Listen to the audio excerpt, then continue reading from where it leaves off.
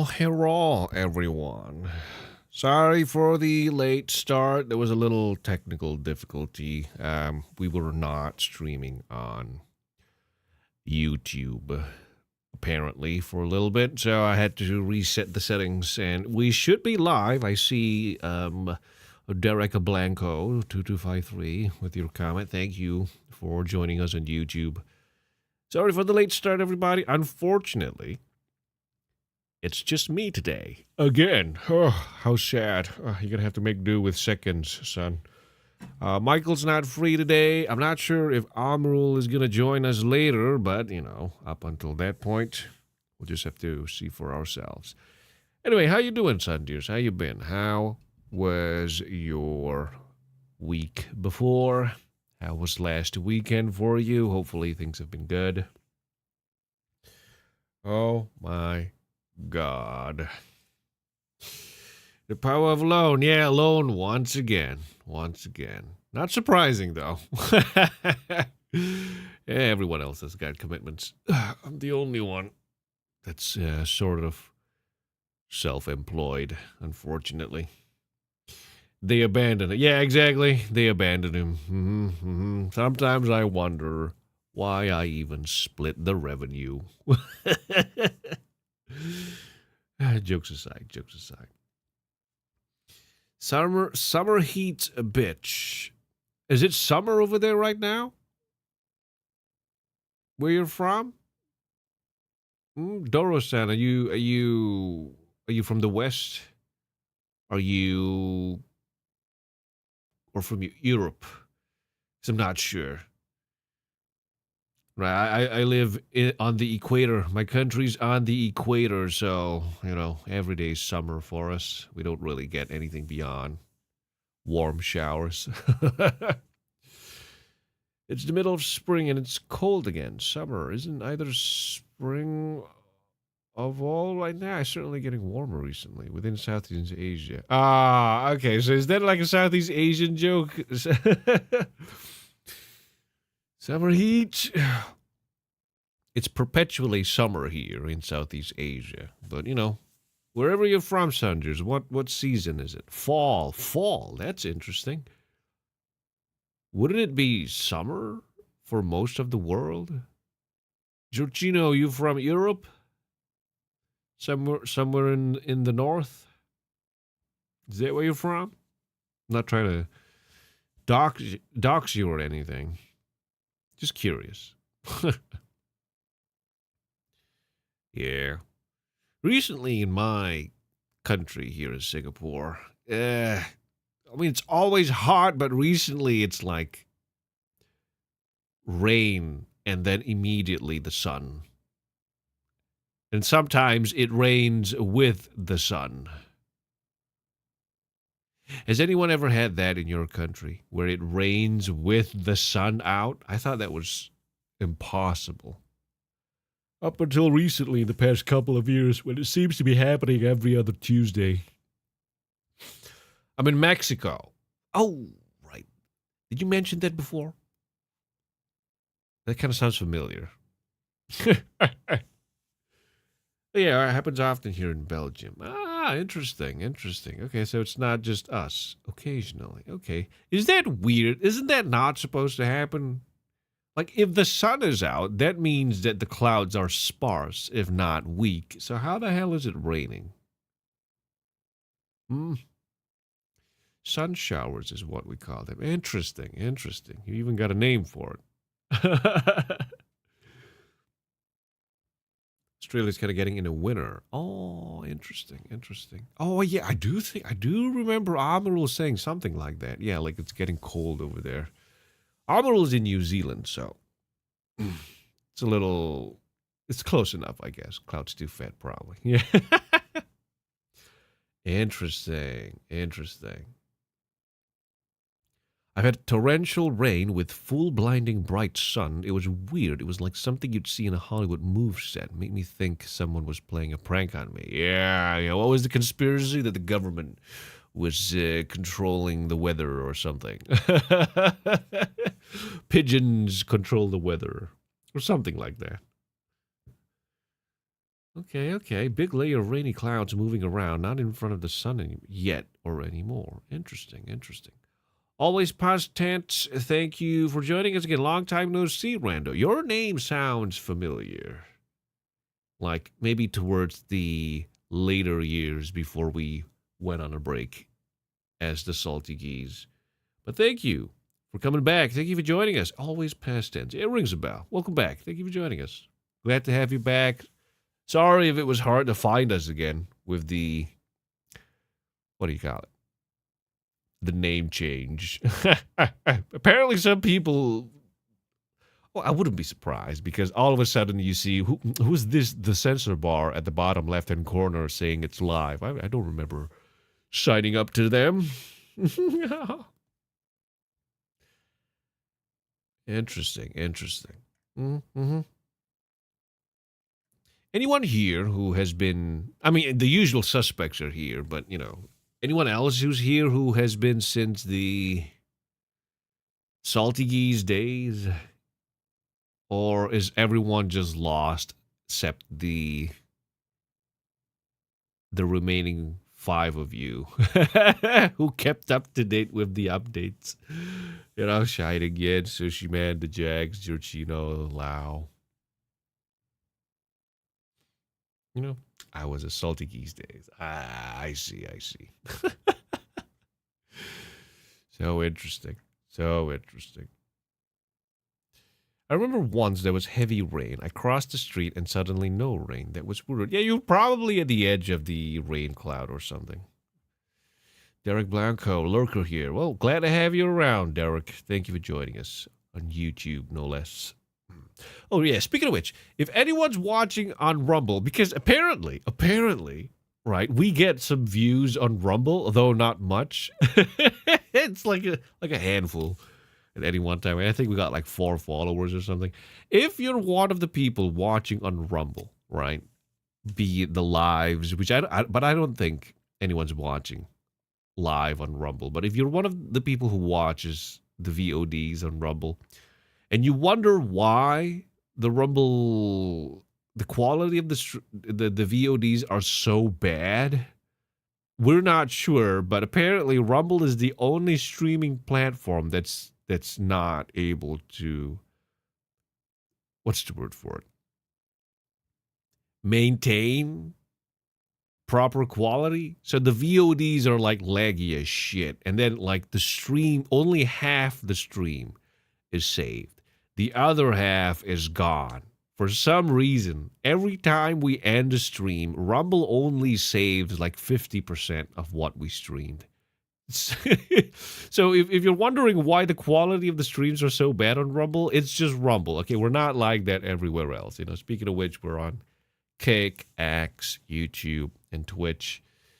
So until we're able to fix the technical kerfuffles that is on Rumble, if that's too much for you to bear, feel free to follow us everywhere else. Sorry about that. Randall's been a little, what's the word for it? Overworked. Well, not really. Just working hardly working, They sketch frames from the stream in real time. Yeah, it kind of feels like it. It's so bad. Maybe I'll pull up like an example of what I mean. Of like, what do you call it? The quality of the streams. Let me just show you what is it that we are dealing with on Rumble. Let's see here. Okay. So I'm not gonna pull up the live on Rumble. I'm going to pull up maybe the previous episode. Let's see here. And let me just mute it for a little bit. Okay, we got it. Oh my god. What is this? I remember you were talking about Ghostbusters and I mentioned the Dan Aykroyd scene. Oh, that sounds really familiar. Are you the one that mentioned about Dan Aykroyd and aliens or something like that? The Dan Aykroyd scene. Yeah, that rings a bell. That really rings a bell. That was a long time ago. Wow. That's like, it was like 2.5 years ago before we stopped. But yeah, wow. What a trip down memory lane.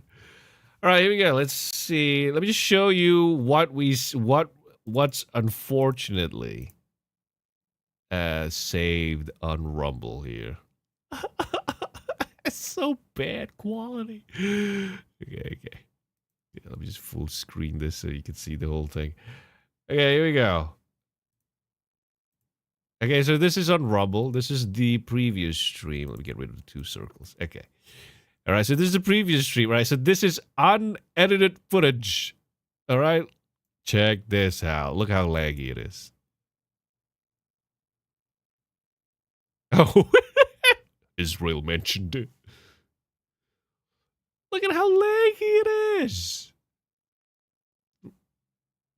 Oh my God. Look at that. It's so bad. And we streamed for about how long was it last stream? Maybe like 2 hours, 10 minutes, maybe 2 hours, 20 minutes. But you look at that. We only got like 1 hour, 12 minutes. You can see right here at the bottom left-hand corner. It's an hour and 12 minutes that were saved off a 2.5 hour stream. Somewhat, I think. I can't remember.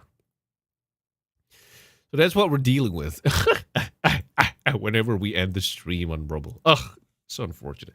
It looks like earlier emulators for the DS. You know what it reminds me of? It reminds me of those PS1 game cutscenes. You know, the really like it feels like 12 frames per second. PS1 animated cutscenes. You know, from the old, like the semi-old Final Fantasy 7 to 9 days. You know, maybe it's another one, LAPD Future Cop or something like that. It stutters almost constantly. Yeah, I don't know what's wrong with it. It's not a bitrate issue. Everywhere else plays and saves the streams just fine. It's just Rumble, you know.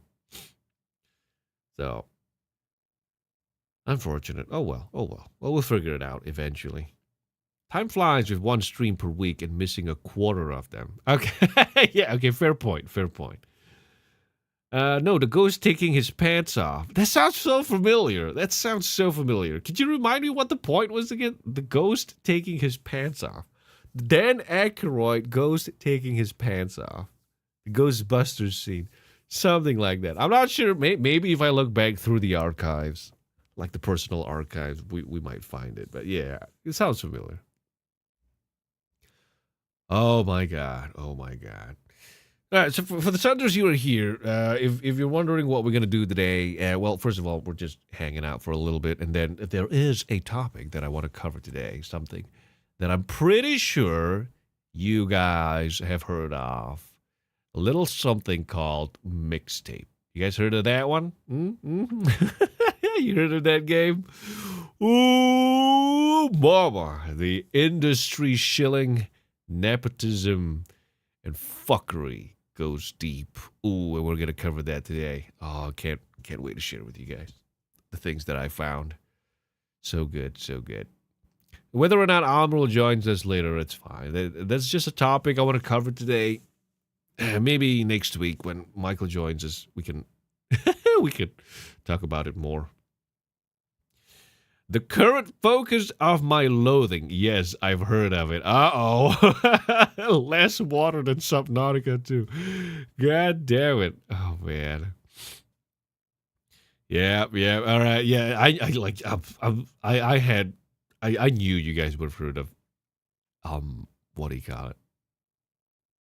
Mixtape, but I'm not sure if you know what I've seen, what I've read, you know, like how they're not an indie company. You know, why? For some reason, every little shithead journalist out there is giving it a 10 out of 10. Do you know why they're doing it?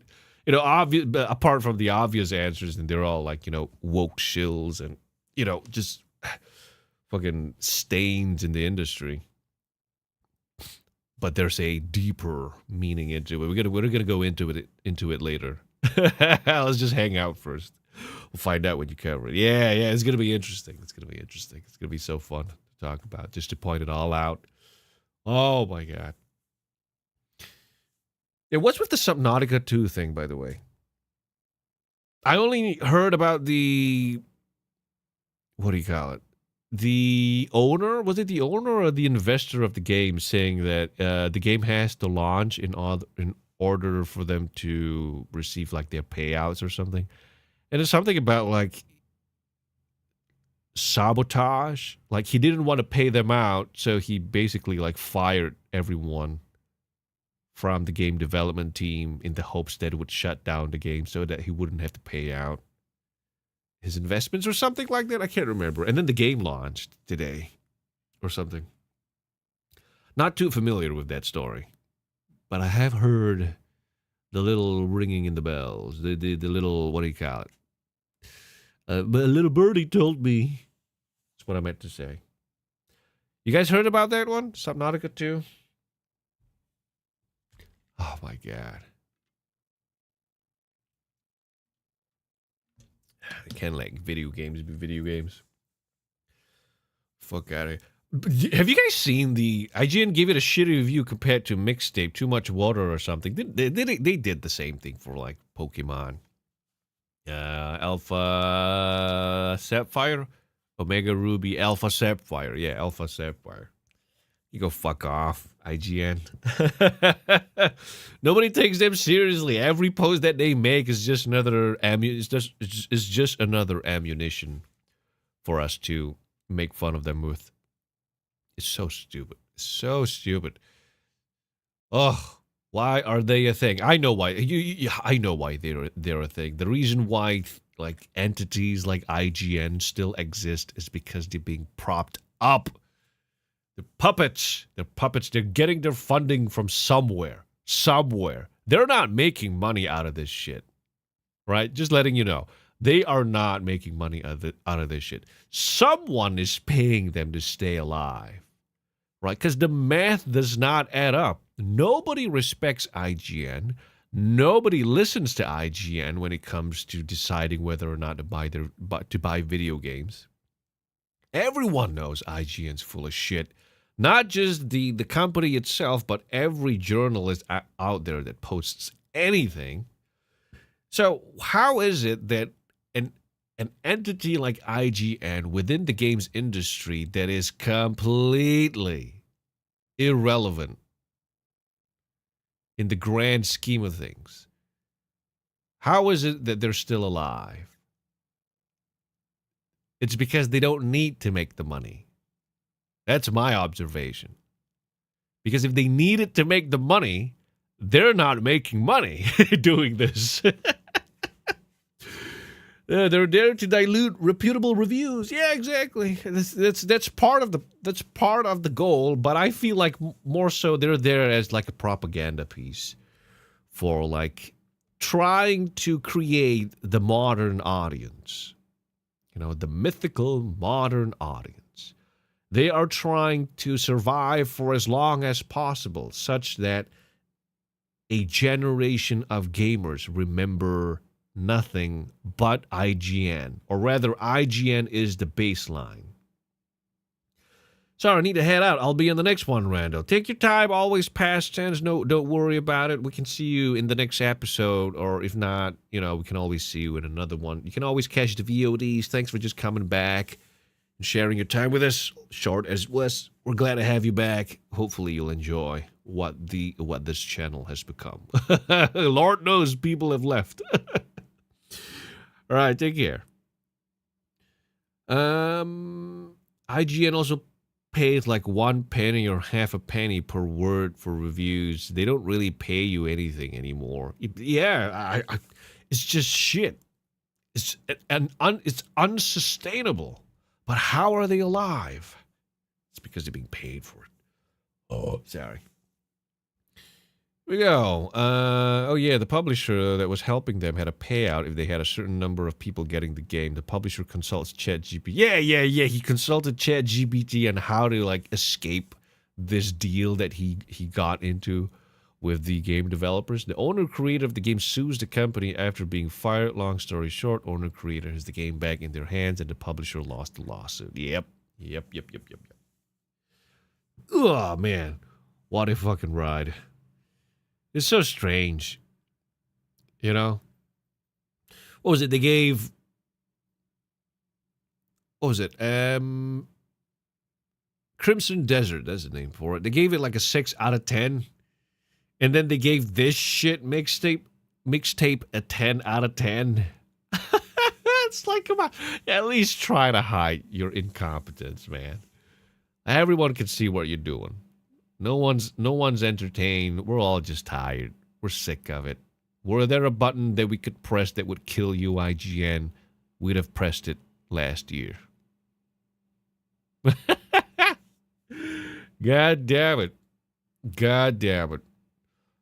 It's also tiring, man. It's also tiring. Shane, ever since AI came out, there's a lot of people showing how incompetent they are. Well, okay, AI is not perfect itself, but, you know, it's just...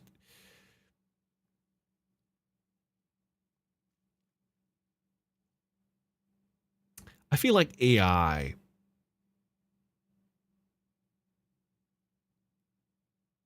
didn't show how incompetent these people are. These people were incompetent before, but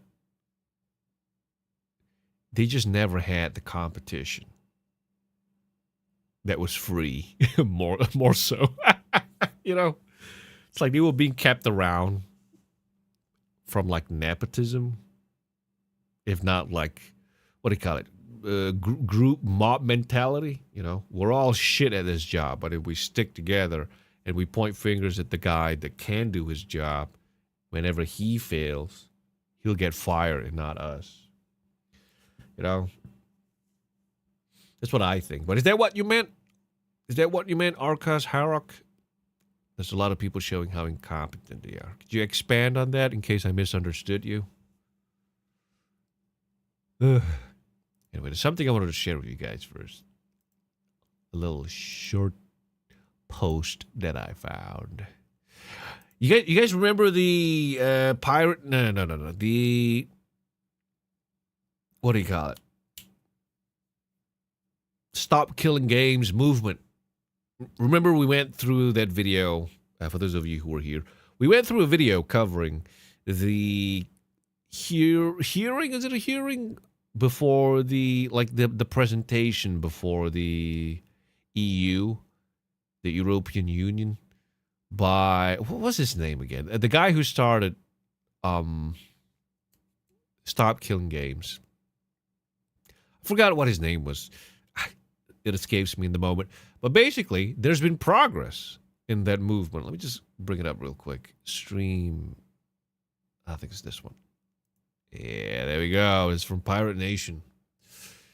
So California lawmakers took a big step for video game players on May 14th, 2026. A group in the state assembly voted to advance the bill AB 1921, meaning the full assembly will now vote on it soon. So it's not over. We haven't won yet, but you know, the steps are moving forward. So the bill named the Protect Our Games Act was introduced by Assembly member Chris Ward. It sets clear rules for video game companies that sells games connected to online servers. So if it becomes law, it would apply only to new games sold after January 1st, 2027. It's unfortunate. Honestly speaking, it should go back It should go back like maybe 5 years or something, because that's when shit has been the most egregious. But you know, I guess you could say this is to be fair, so that companies aren't sideswiped by like a new law affecting shit in the past. I guess you could say it's a slippery slope if we do it, but you know, ideally I would have preferred if the past 5 years worth of games applied to this. Anyway, so if this law passes, these are the terms that would come into effect. The first being before shutting down servers. Let me highlight it right here. Before shutting down servers, Companies must notify players at least 60 days in advance. That's great already. Second one is they must then provide one of three options: an offline version playable forever. This is fantastic. A free patch allowing play without the company's servers. I'm assuming this is an online version because they already mentioned an offline version before. Basically, I think what this means is the game is... It's possible for you to play the game online using private servers. I guess that's what it means. And then here's another one. The last one. The dreaded full refund. That's the one I guarantee you companies are pissing over. You know what I mean? They're completely fucking molding. You know, what's the word for it that the kids use nowadays? Glowing? They're glowing over this one. A full refund of the game if you shut it down. Yes, please. Yes, please. I guarantee you, for some reason, some of these companies will magically lose payment information of all their customers. Uh-oh, we got hacked. We lost all of your credit card information. I guess a refund is not possible now. That's my assumption, but, you know, never assume these companies will play nice or fair. Always assume the worst, because that's what they've been doing for the past few years, most extremely. But, you know, I guess you can make the argument they've been doing it for like 10 years now. Many companies currently shut down servers and make paid games unplayable. This bill aims to stop that. The Stop Killing Games campaign supported the bill, while the Entertainment Software Association opposed it. Of course they would. Arguing the rules would hurt new game development. The opposition failed in the committee vote. Yes, because this is a bullshit argument. What do you mean it would hurt new game development? That's how games used to work. You could play it forever offline. What the fuck? What a fucking weak-ass excuse. It's just going to make it more difficult for us to make more games. Well, fuck you then. Get out of the market. Games are playable forever if you have the console. What do you mean it would hurt new game development? Is it bad for the consumers? No, it's not. What the fuck? Such a sad and stupid story about Thor. How can you pass like such a nice guy and it turn out to be so dishonest?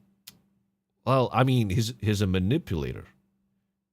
He's an insecure egomaniac. But more importantly, he's a manipulator. You know what I mean? Wasn't there the allegation that he's using a voice changer to make his voice really deep? Much deeper than what his natural voice is? And there's a clip of him talking with his natural voice in like an interview in one convention, like a random convention, if I'm not wrong. And he sounds exactly like you think he would sound without a voice changer. And then his excuse, I think on stream, he said his excuse was, oh yeah, I went through a second puberty. Second puberty, so, you know, my voice deepened. Second puberty's not a thing, you little fuckhead. You like sex shit. Oh my god. Haven't heard about that. I'll see if I can find the clip of like Pirate Software talking with his natural voice. It's really fun. It was so jarring. And yet, at the same time, not surprising at all. It's like, yeah. That's what I imagine him sounding like. If the alleged claim of him using a voice changer is indeed true, that's exactly how I would imagine him sounding IRL. Oh no, we can't make games with data collection under the pretense of anti-piracy. Yeah, exactly. You get it. Mm-hmm. A second plane hit the second server warehouse. Yeah. Yeah, exactly. It's so fucking stupid. Yeah, all the excuses start coming out. Remember, always assume the corporations approach you with the worst of intentions, especially today. The OGs that made all these corporate game companies, great. You know, Satoru Iwata. Uh, what was it? The guy who got kicked out from PlayStation when the HQ changed to California. I forgot the guy's name. I apologize. You know, Xbox has been on a downhill for a long time, so I can't really speak for Xbox. But you know, the old vanguard of people who made video games and who are in charge of video game companies, they're gone. They're gone. They've been replaced by people who don't even see us as us gamers as human beings.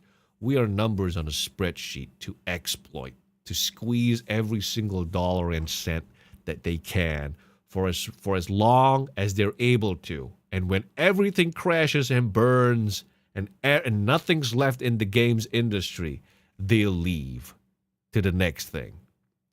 Right? If they can't poison the indie well, the indie developer well, if they can't poison it or get a piece of that pie, they'll just move on to something else. You know, fuck them all. These companies, they need to fail. It sucks, but they need to fail. Here we go. Stop killing games. I saw the live in the offices with Josh Strive Hayes as a kind of host. Funny because I worked a month in there on 2 separate occasions. Wait a minute. I saw the live in the offices with Josh Strive Hayes. That sounds familiar. Josh Strive Hayes. Is that the guy who interviewed the Stop Killing Games guy, the guy with the red eyes in this photo? I remember there was like a follow-up interview that they did. Is that who you're talking about? Josh Strive Hayes. Oh my God. Now let's get back to the bar. It's not even a voice changer. Most audio software for microphones and some equalizer software for audio has the ability to boost those low-end frequencies. He just might maybe turn those settings a little bit further than most people would reasonably do so. I know what you're talking about, and I can tell you it does not change the pitch of your voice, right? Because I'm using some filters on OBS to get rid of background noise and to enhance clarity. So it might make the bass in your voice audible, but it does not change the pitch. That to me would be a lie if he were to say that this is my natural voice, you know. You know what I'm saying? I understand how it works more or less. It enhances bass, but it does not change pitch. And Pirate Software, if you hear his original voice, maybe you guys need to hear his original voice to understand what I'm saying. Let me see if I can find the clip. I remember it was on YouTube. Give me a second. Let's see. It's so funny. But I get what you're saying. Pirate Software original voice. Come on. Where is it? Okay, here we go. This is the one. Ooh, it's loud. Fez 3928, thank you for joining us on YouTube. You and everyone there, thank you for sharing your time with us. Good evening, Rando. Where's everyone today? How are you all? Sorry for caps. No worries. Happens to the best of us. I'm alone today. It's just me. You're gonna have to make do with just Rando. Michael's not free. I'm not sure if Amr was coming online. Usually, if he's available, he'll join us. Otherwise, and usually it happens after the ad break. He actually just messaged me. Give me a second. Let me see if I can respond to him.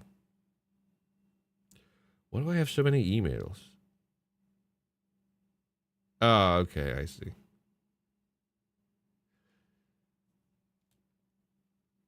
Oh, shit. No wonder I'm alone. I'm not in the Discord group. Admiral might have been waiting in the Discord group. Uh-oh.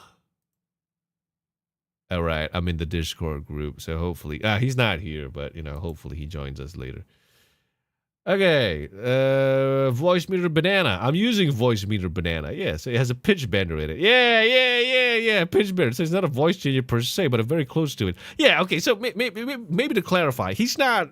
Okay, so the what do you call it?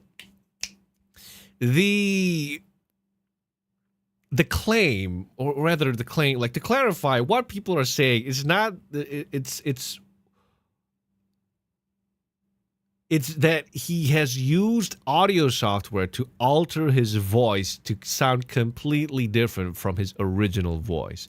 Whether that's through an actual voice changer or through a really heavy enhancers and what do you call it? Plugins, technical plugins, right? But the point is that he's not talking to you with his original voice, and the claim of a second puberty, everyone calls bullshit. What do you think about Subnautica 2 Early Access? I never played it. Never played Subnautica 1, let alone 2. I don't like the character design for Subnautica 2. I think the character's really ugly. It's a turn off for me. All right, I found the clip. Let me see. Let me just watch it first to see if this is if this is the one. Here we go. Okay.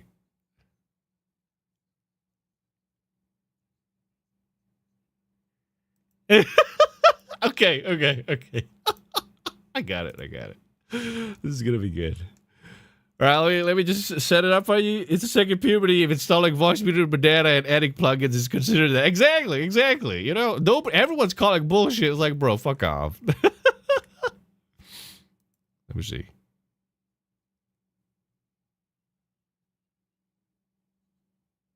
Okay, let me see if I can.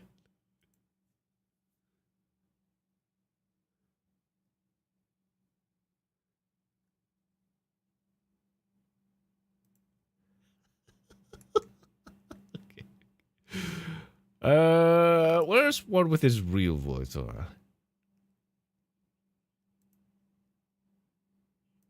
Okay, here we go. Is this the one? No. Just need him talking about. Okay, is this the one?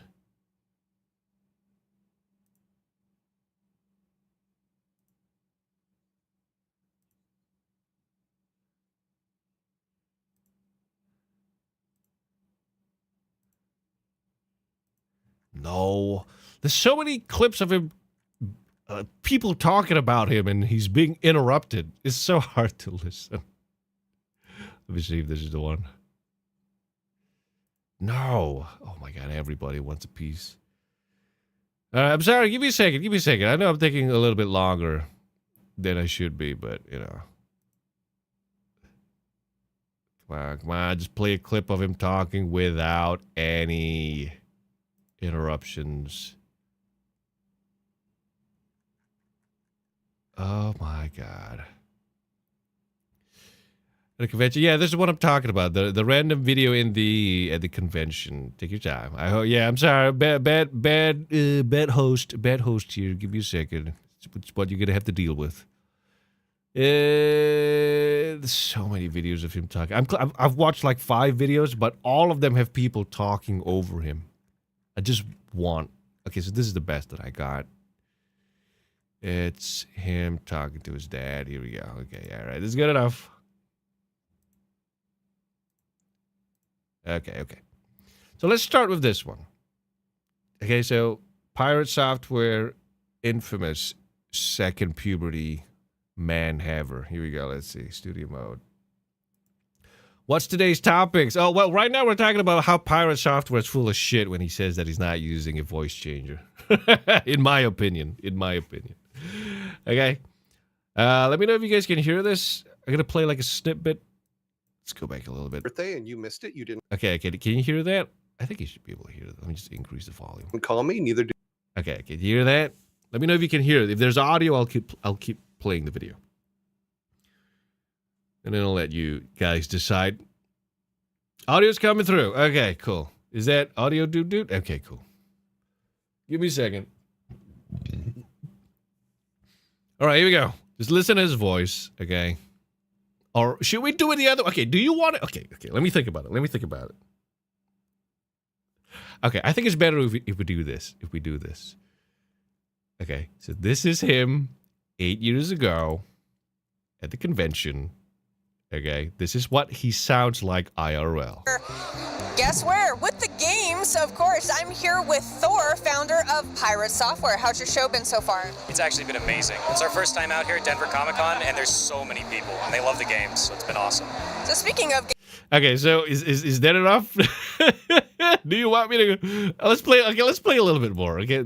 So you can, absorb all of that audio pitch into your brain to create a reference, okay? It's on Steam, blew up. It was really, really awesome. And that game is pretty difficult. So if you're into really hard arcade games, that's the kind of thing for you. And the other one is Heartbound, which is a more story-driven RPG. Okay, is that enough? Does everybody? Okay, so you got that pitch registered in your brain. Okay, so this is him. That's how he sounds like IRL, okay? And here is... I have to peel my hot dog. Okay, so another clip that I found. This is from when? I'm not sure how old. This one is 6 years ago, so we can assume like 7 years ago. I have okay? to peel my hot dog. I have to peel it. Okay, so that's how he sounds. And this is what he sounds like on stream. Okay, this is what he sounds like on stream. Listen. Okay.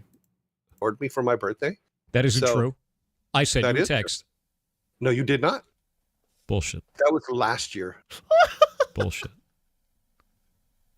I got nothing. You sent me one last year. Did I send you one last year? Am I a shitty son? Oh man. Yeah.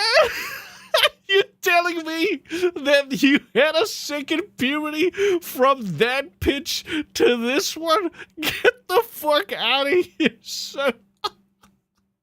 The fuck you mean, second puberty? He probably has a tank of sulfur hexafluoride leaking somewhere in the room. Fucking, he's got like a canister of boron next to him. Sounds like a radio on Comic-Con, and you like a teen with banana, and you like. He sounds like a radio on Comic-Con, and like a teen when with banana, and like you on Clippy. What's happening with this comment? What does this mean, dude? Could you break it down for me? I'm getting confused. Oh my god! But you see what I mean? I'm somebody that uses what do you call it? Audio plugins on OBS as well, and I know to what effect these plugins can do. Once again, they clear the audio input. They remove the background noise. They remove hummings. They remove what do you call it? Any unnecessary like fans whirring and whatnot. And the equalizers, what they do is they can clarify the treble, the mid range of your voice, and they can boost the bass already present. But what it cannot do is change your pitch. That is not what it does. And so for him to sound like this and to say that you went through a second puberty, call it pattern recognition, son. I used to like just like you. That's why I know you're full of shit. You know what I'm saying? Oh my god, that's so funny. You heard it for yourself. Okay, you heard it for yourself. Oh man, that is so funny. That's so funny. Oh man. You need a second plugin for the pitch bending. There's some software in the middle that's not being mentioned. I don't know. Look, whatever the case is, he's just being odd. He's being dishonest. Not just about like the topics that he had controversies over, like what do you call it? The Stop Killing Games one. That was the one where he was the most controversial, or rather, that's the one that put him on the controversy spotlight. But it's just part of his personality to be dishonest. So what makes you think he's telling you the truth with the pitch of his voice? Yeah, it's so obvious. It's so especially if you're familiar with like audio software. It's so obvious. Oh my god. Oh, Wild Rando. Hey, welcome back, Sultan. Thank you for joining us. Thank you for being here. Glad you can make it. Glad you can make it. Oh, he was doubling down on being a corporate bootlicker. I did not agree with any of those stances. You're not the only one. You're not the only one. All right. Anyway, we're gonna go on an ad break soon for maybe like 3 or 5 minutes. We do that apparently because Twitch plays ads every 60 minutes, or at least that's the setting that I put the stream at. But for some reason, some people are saying, or rather, everyone's saying that no ads ever pop up. But just to be safe, just in case, we are gonna go on an ad break soon. We'll be right back. Don't go too far away. Go for a toilet break. Go for a stretch. BRB.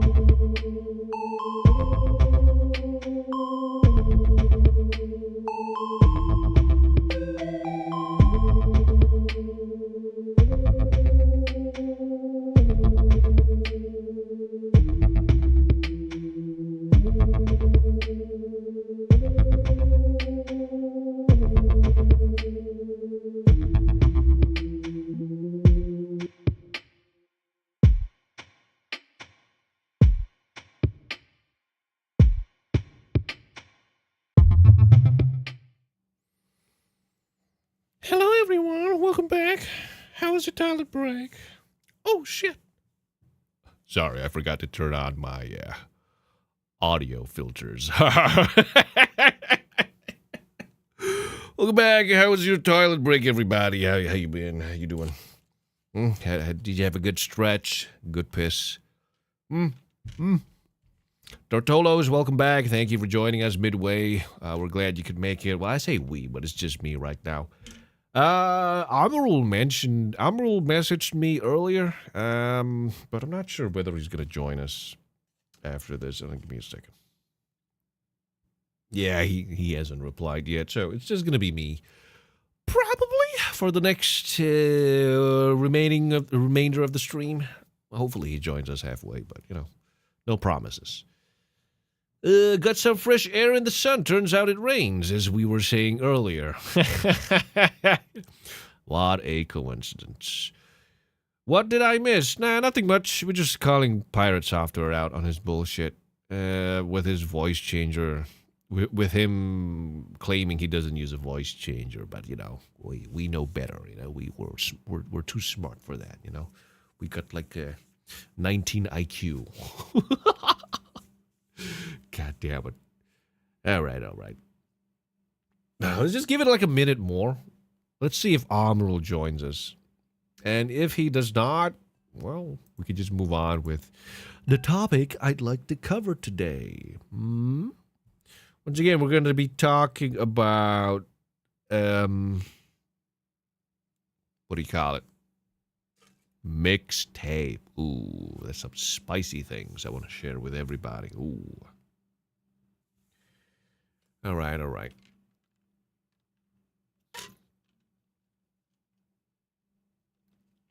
Sorry about that.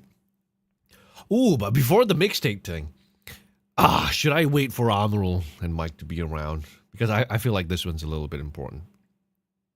Well, maybe I can preface the topic with you guys, and then we can talk about it more next week. Let me see if we can find it. It's in regards to I think it was Kadokawa. Let me see if I got it right here. Kadokawa.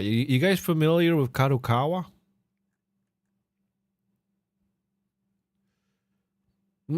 Kadokawa? It's the Japanese publishing company. They're like a parent company that owns IPs like, I think Bandai Namco was one of the things they own. Let me get this right. Kadokawa. Should I search subsidiaries? Kadokawa Corporation. Studio. Kadokawa Corporation, formerly Kadokawa Dwango Corporation, is a Japanese conglomerate. There we go, yeah. In Tokyo, created as a result of the merger. Kadokawa Company. Okay, they own a whole lot of shit. Give me a second. Let me see if I want to make sure I got this right. All right, here we go. Here we go. Kadokawa Corporation serves to bring together several affiliated Japanese companies related to Kadokawa Shoten under what is known as the Kadokawa Group. These companies are of three types: publishing, film and visuals, and lastly, cross-media. The publishers primarily deal with books, bunkoban. What is this, bunkoban? What is this? Oh, like small books, I guess. Manga, visual magazine. Basically, it's a conglomerate company that owns like other smaller companies. Let me see if I got the list of, what do you call it, subsidiaries? Kadokawa Corporation subsidiaries. Kadokawa Corp. Let me call it child companies, just to make it clear. Child products. The entities include ASCII Media Works, Fujimi Shobo Media Factory, Gakei Shupan, Cool Japan Travel, Studio One Base. Well, this is not what we're looking at. Well, what just does not entertain us. Animated movie. animated movie. What does that mean? Characteristic. Oh my God. Wait a minute. The company Suzumiya Haruhi and Lucky Star was under Kadokawa? Wow, I didn't know that. That's news to me. Okay, am I reading this incorrectly? Although it lags behind famous manga companies, it has its own place as a comic magazine, light novel, or anime media mix comic. Perhaps because of their experience, they not only have their own version, but also have a manga version of the Fate series. Okay, interesting. Tang. Oh wow, they sponsored a lot of movies and animes. Bungo Stray Dog. Doesn't that ring a bell? They publish a wide variety of things. Yeah, their net is so wide that it's hard to pinpoint exactly what they own, because it's kind of like they own everything. Well, not really everything, but a whole lot. Let's see here. Their involvement in anime, they're involved in a lot of anime series, either planned, produced, or distributed by Kadokawa. Bungo Stray Dogs was one of them. No Game, No Life. Here's another one. High School DxD. What's another name that people are familiar with? New Game! Exclamation mark. Strike Witches. Oh, that sounds familiar. Gabriel Dropout. Oh, Made in Abyss. No Game, No Life. Oh, there we go. Yeah. Okay, so Kadokawa was involved with all of this anime series. Beatless, Overlord 2. I believe Overlord 1 as well. Overlord 3. Oh, wow. High School DxD again. Steins Gate. Oh, wow. Steins Gate 2. Wow, they got a lot of fucking anime series under their names. I think they do ReZero as well. Yeah. I think I saw ReZero earlier, but I think I skimmed over it. RE. No, it's RE. RE something. Bungo Stray Dogs. Heavy Fireboy. I'm not sure what that is, but okay. Made it in Abyss again. Decadence. Oh, Decadence was by Kadokawa as well. I didn't know that. Bear. I think the only thing that's a trend with them as manga game gets popular, they tend to help produce an anime tied to those other popular works. I'm not sure if they buy the rights to or they get involved with. But basically, their hands have touched all of these series in... Like, there's a lot of anime and manga series that Kadokawa has been financially involved with, either through production, development, or creation. What's another? Muskubo Won't Leave Me Alone. Shield Hero. Shield Hero was by Kadokawa. That's starting to ring a bell for a little bit. Date Alive. That's another one. That's so interesting. As far they rarely buy a series outright. But not the concern. But the idea is that they work with all of these series, and the reason why I bring up all of this is because there is a point that I want to, like, how is this relevant to the point is this? Let me just bring this up on X. No, where is it? No, there's the Indian English dub. Here we go. Stream PC. There you go. So this is by Chibi Reviews, and this is not recently. This is 2 months ago, March 19th. You can see here, I'm trying to highlight it, but you can't see my mouse. Let me see if I can do this. Yeah, March 19th, 2026. So on March 19th, 2026, what happened was a Chinese hedge fund known as Oasis Management they bought 8.86% of Kadokawa's, stock. So they are a major investor in Kadokawa, right? And he explains why this is important news. Okay, and Kadokawa expressed in 2024 that they were fearful of a hostile company takeover by a foreign country, which is why they urged Sony to make a deal with them to buy 10% of their shares, because they did not want a foreign entity owning majority shares, therefore dictating the direction of Kadokawa with a mentality probably that was not Japanese. So this meant that Sony would be the biggest shareholder of the company from that point onward. However, there were fears with the direction Sony has been going, it would lead to censorship and Crunchyroll gaining more of a monopoly of anime in the West. The decision was, however, the lesser of two evils. So Sony did not buy that major stock that Kadokawa was asking them to. And they were bought over by Oasis Management. This is just a recap. Now, almost 2 years later, we have a foreign country starting to buy Kadokawa stocks and quickly rivaling the shareholder power of Sony. This company, Oasis, is a hedge fund seeking to use shareholder activism to force a company to change directions if they want. Shareholder activism can take any of several forms: proxy battles, publicity campaigns, shareholder resolutions. It's basically every shareholder in the company coming to a meeting and then deciding on a decision together, and the bigger investors having more say.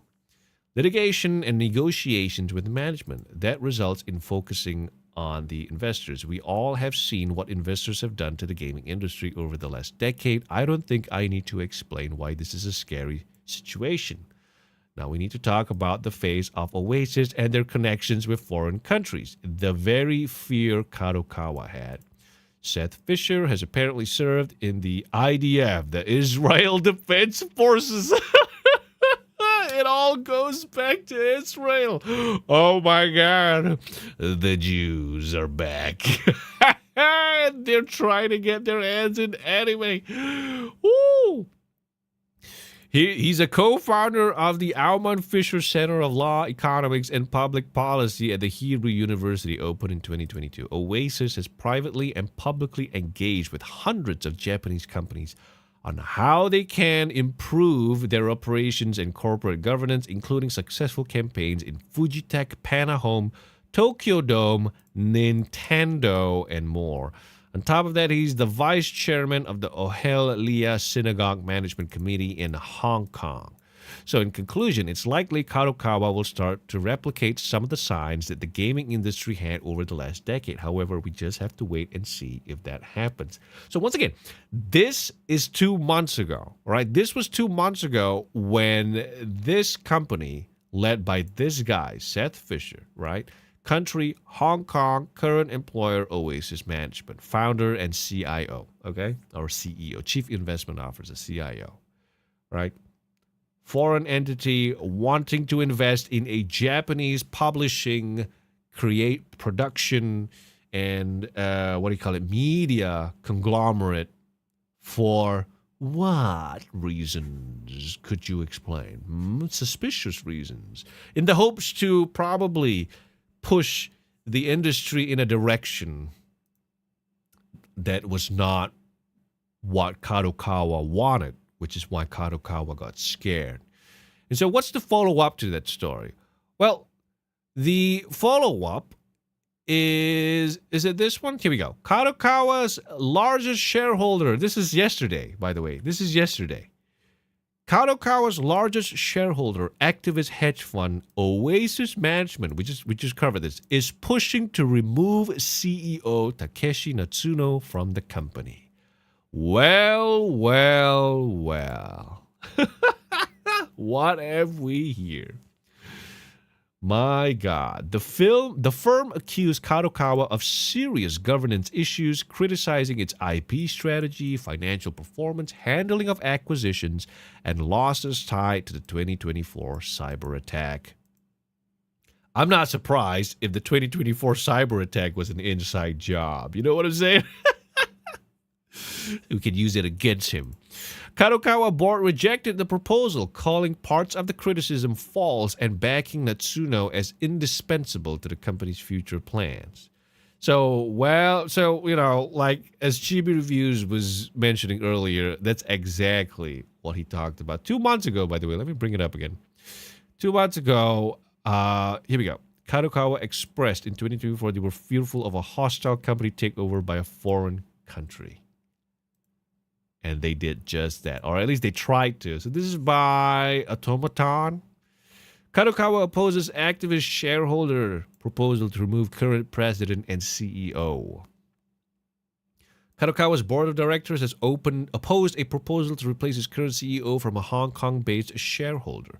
Manga, anime, and game publisher Kadokawa announced on May 14 that its board of directors has decided to oppose a proposal to remove Takeshi Natsuno from his current position as the company's CEO. The proposal came from Oasis Japan Strategic Fund, owned by Hong Kong-based activist hedge fund Oasis Management Company, Kadokawa's largest shareholder as of March 30th, 2026, who argued that there are serious issues with internal governance in the company. It cited several concerns, including what it perceives as Kadokawa having a quantity over quality approach to IP creation, a failure to fully leverage global publishing capabilities despite owning Elden Ring developer From the Software. Oh my God. Global publishing capabilities. The global audience is what they mean.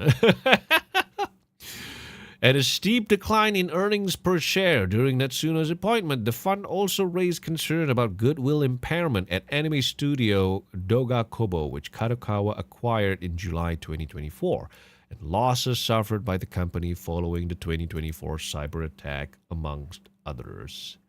In response, Kadokawa's board of directors argued that much of the criticism does not reflect the company's actual circumstances or is outright false, particularly the quantity over quality claim. It judged that the proposal to remove Natsuno would be inappropriate from the perspective of improving medium to long-term corporate value. The document explains that with Natsuno's appointment as CEO in 2021, Kadokawa has been gradually increasing revenue as well as strengthening its growth foundations across publishing, games, anime, and other fields by building a system that can stably create IPs, expanding its animation production system, and expanding its overseas bases. While acknowledging that Kadokawa has not been meeting its operating profit targets in areas like anime and publishing due to rising production costs, a lack of hits and market conditions, the board explained that a new midterm management plan was announced on the same day. I call bullshit on this one.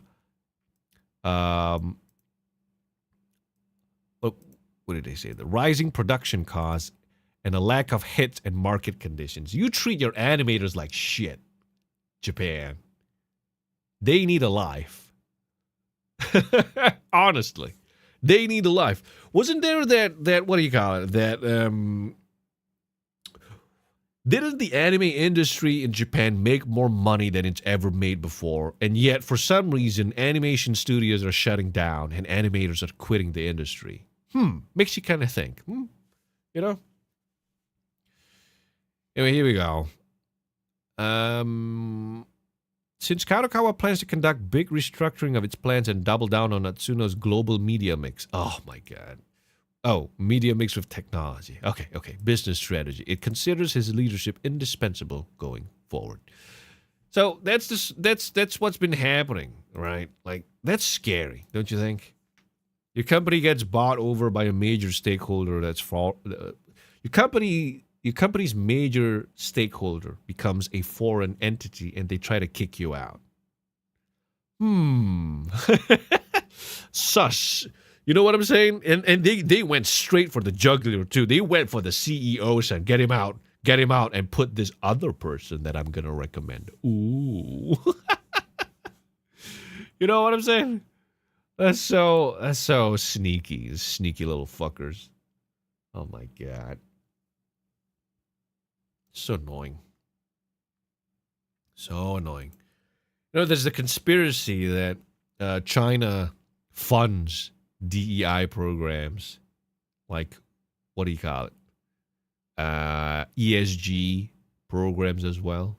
They fund all of this shit just so that the competitors end up dying because it just doesn't make money. But there's so much money that they invest into these programs that these companies, they can't resist. And so they take the money, and then the company crashes, and then China comes in and buys the company for dirt cheap.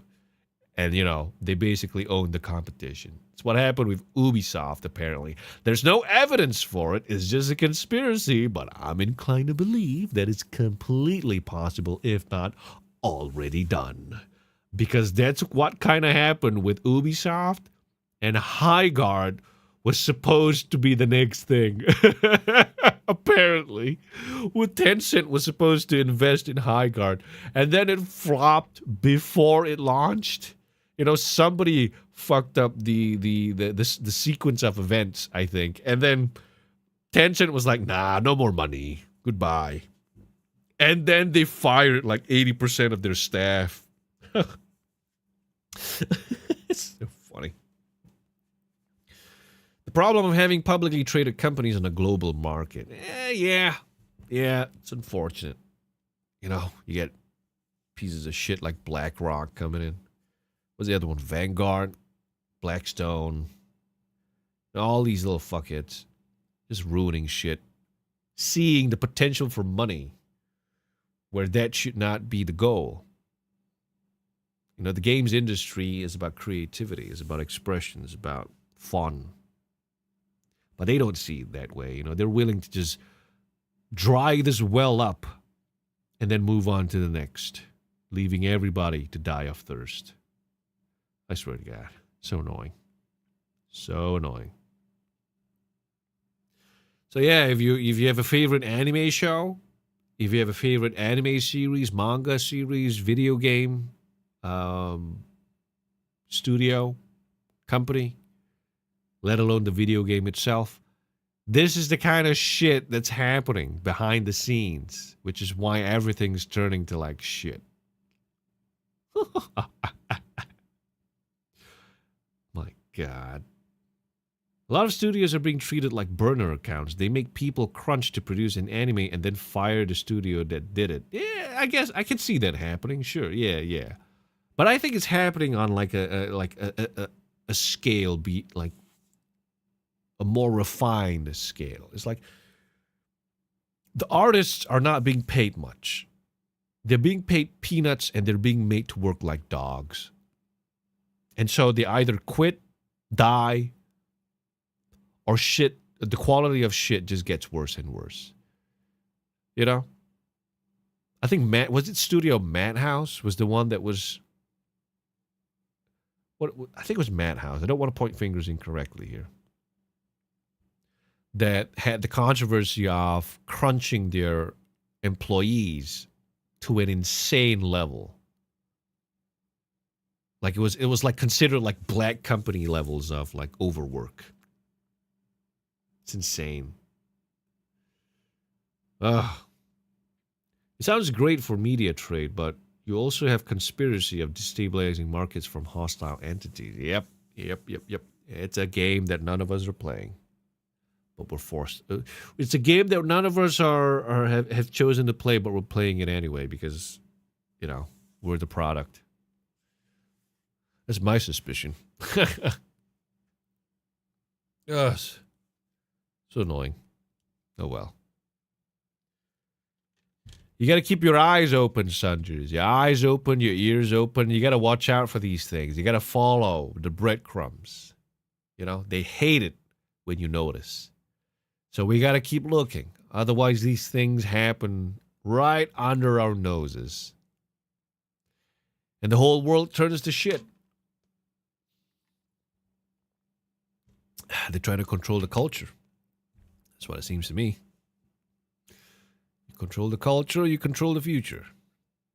No, that's not the word. That's not the sequence of events. You control the culture, you control the children. You control the children, you control the future.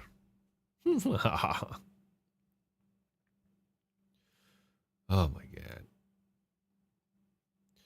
There's a cycle of studios that hire people, crunch them, and then only pay them standard rates, fire them, or replace them so that companies don't have to pay extra wages. If you don't keep up, you get fired or replaced for underperformance.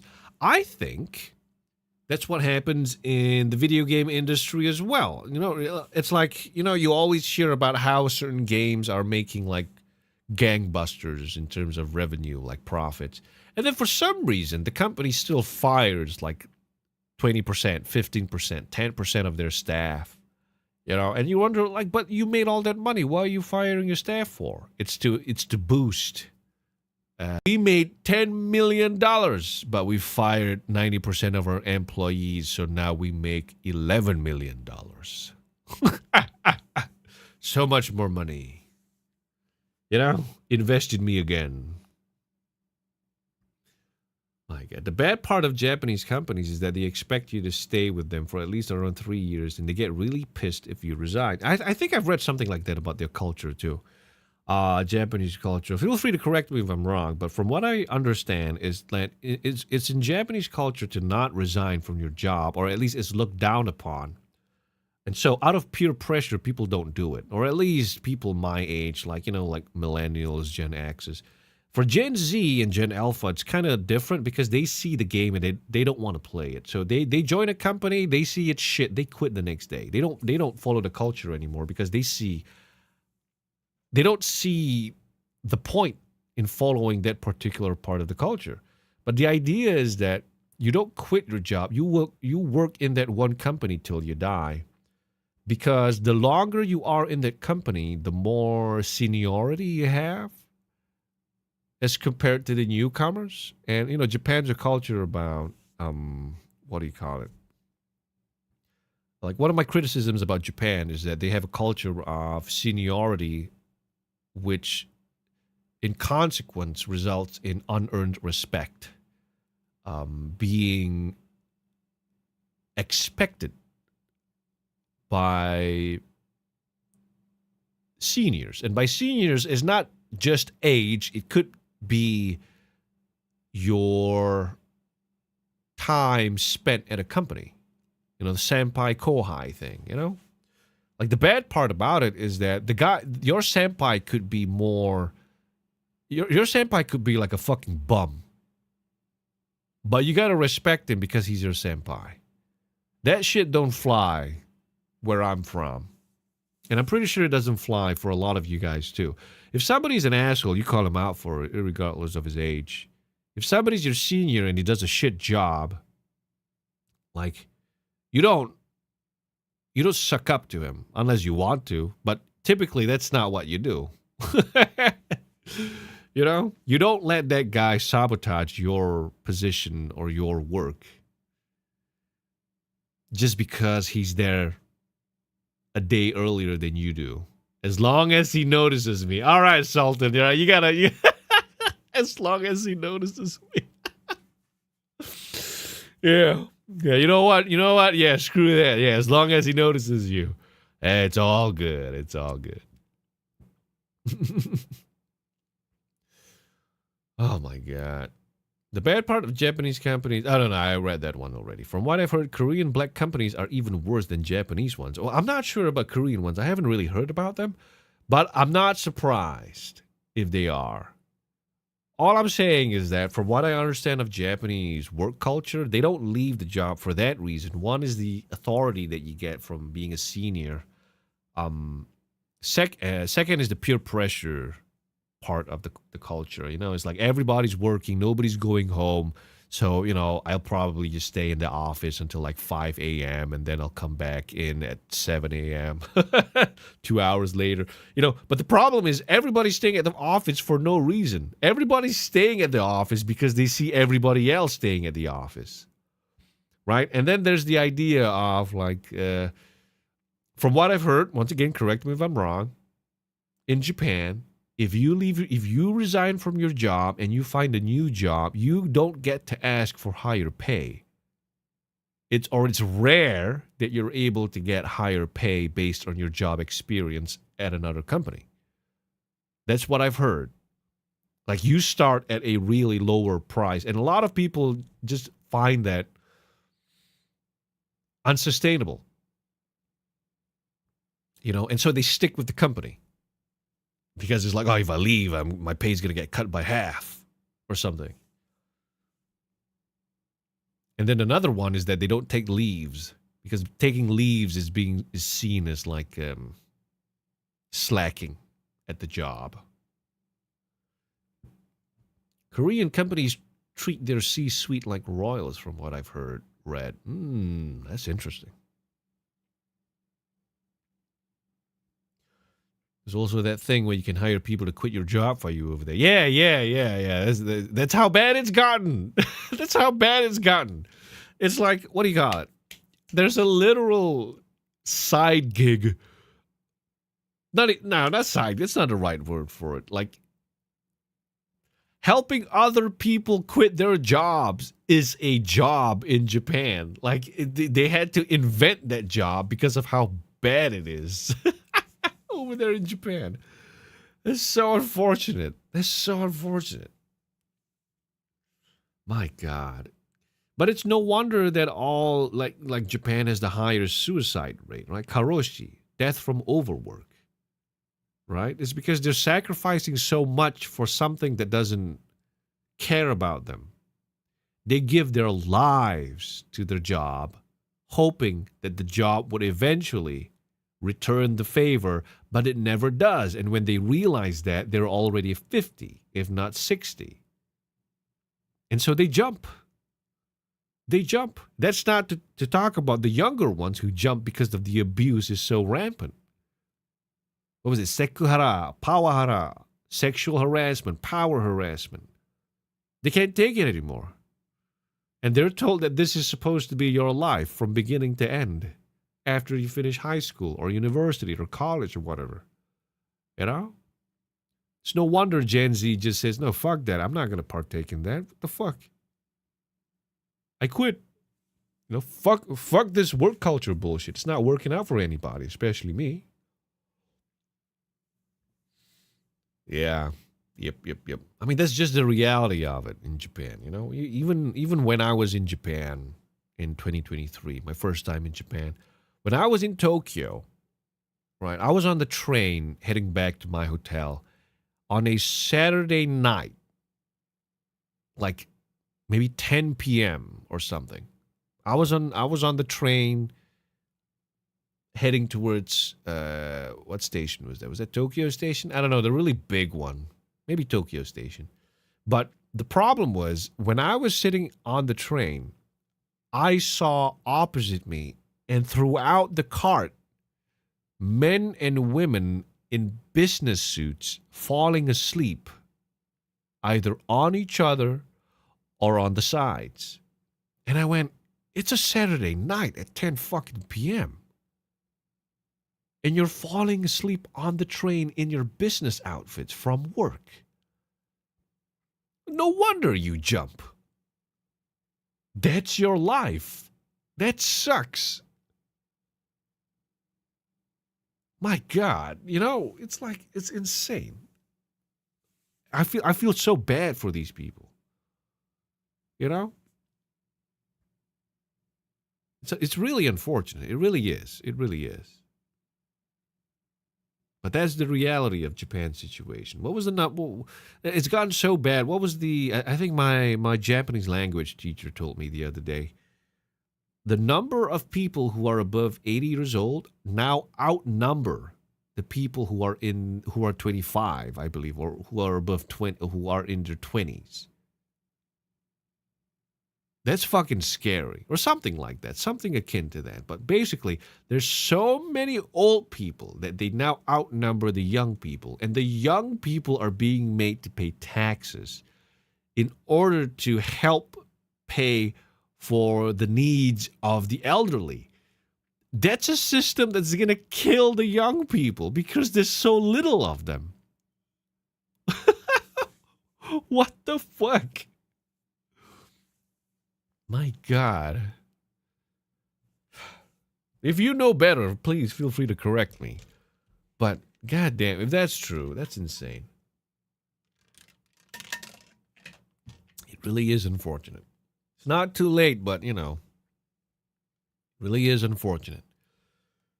It's not that different in their neighboring countries, too. I think Korea is suffering from something similar. Even my country of Singapore, we've got a similar problem.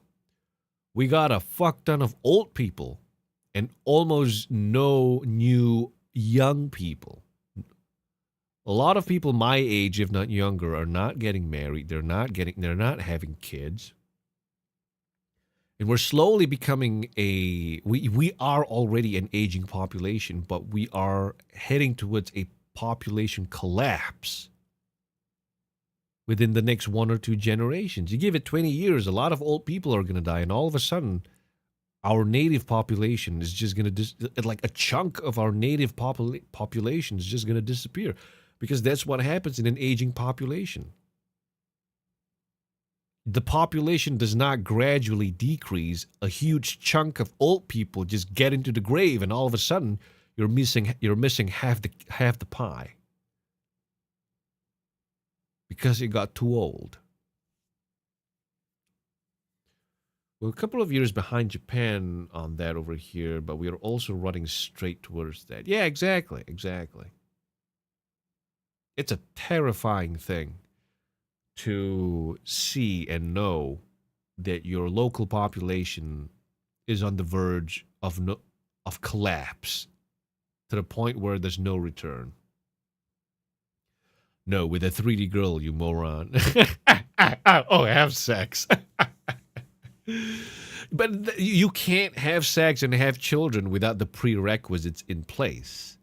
You want to be a responsible adult. You want to be a responsible parent.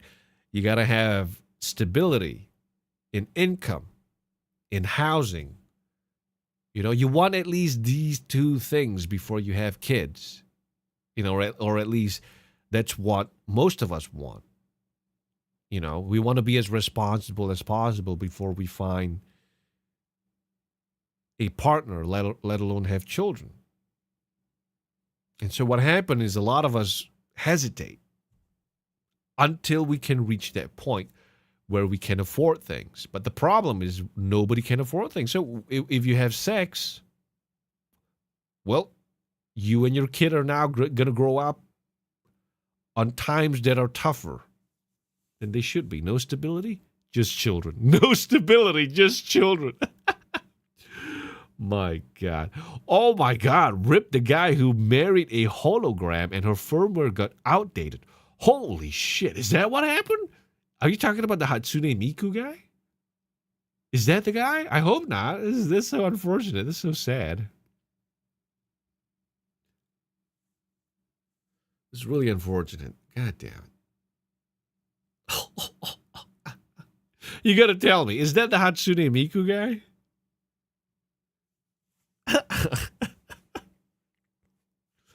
That really sucks. Oh, man. Imagine the type of malware and viruses she can get. Oh, my God. Is the Hatsune Miku guy? Oh, no. What happened? Did they not update the firmware? Gotta update the firmware, Yeah, did they not update it? Did they not have like a newer version of the hologram or something? That's so sad. Damn. I mean, it's bad enough that he married a hologram. The hologram gave out. Whoa. My God.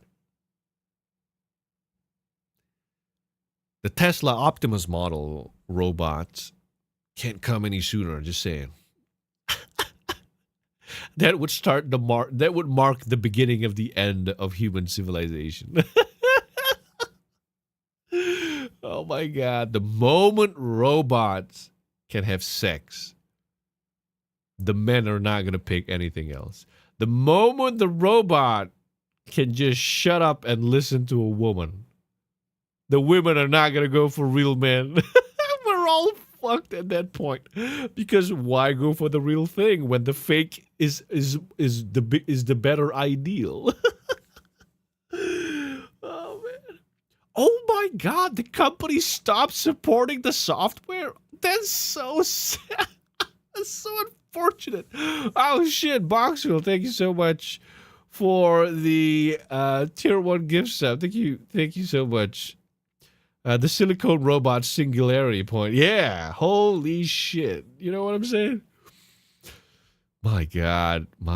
Oh my God, the Lao. I'm sorry, I didn't notice this. The Lao. Thank you so much for the tier 1. I saw this as a message. I didn't see this as a notification for a tier 1 sub. Thank you so much, Boxville. And Lao, thank you so much for yours as well. How did I miss this? What the hell? Oh, thank you. We're going to have plastic wives. There we go. That was at the beginning of the stream. Yeah, I remember reading this comment, but it did not show it to me as a, what do you call it? Tier 1 sub. That's so strange. So strange. The software that allowed the interaction is no longer supported, and the man can no longer interact with the hologram with which he had a relationship for years. What? Did they like abandon him or something? They could have at least. Did the company go bankrupt or something? I gotta search this up. What happened to this guy? That's so unfortunate. It kind of sounds lazy, to be honest. Miku hologram, Mary outdated. The man who married a hologram in Japan can no longer communicate. Okay, Akihiko. Okay. The man who married virtual singer Hatsune Miku in the 2018 ceremony can no longer communicate. 2018 was 8 years ago. God damn it, I'm old. The device used for the interaction, a gatebox projector, stopped receiving updates and support in March 2020, resulting in a network error whenever Kondo attempts to interact with the hologram. Gatebox, the developer of the hologram technology, ended service for the Miku character during the pandemic, stating the limited production model had run its course. Oh, that's so sad. Kondo, who identifies as fictosexual. What the fuck? How is this relevant? Maintains that his love for Miku has not changed despite the technical failure.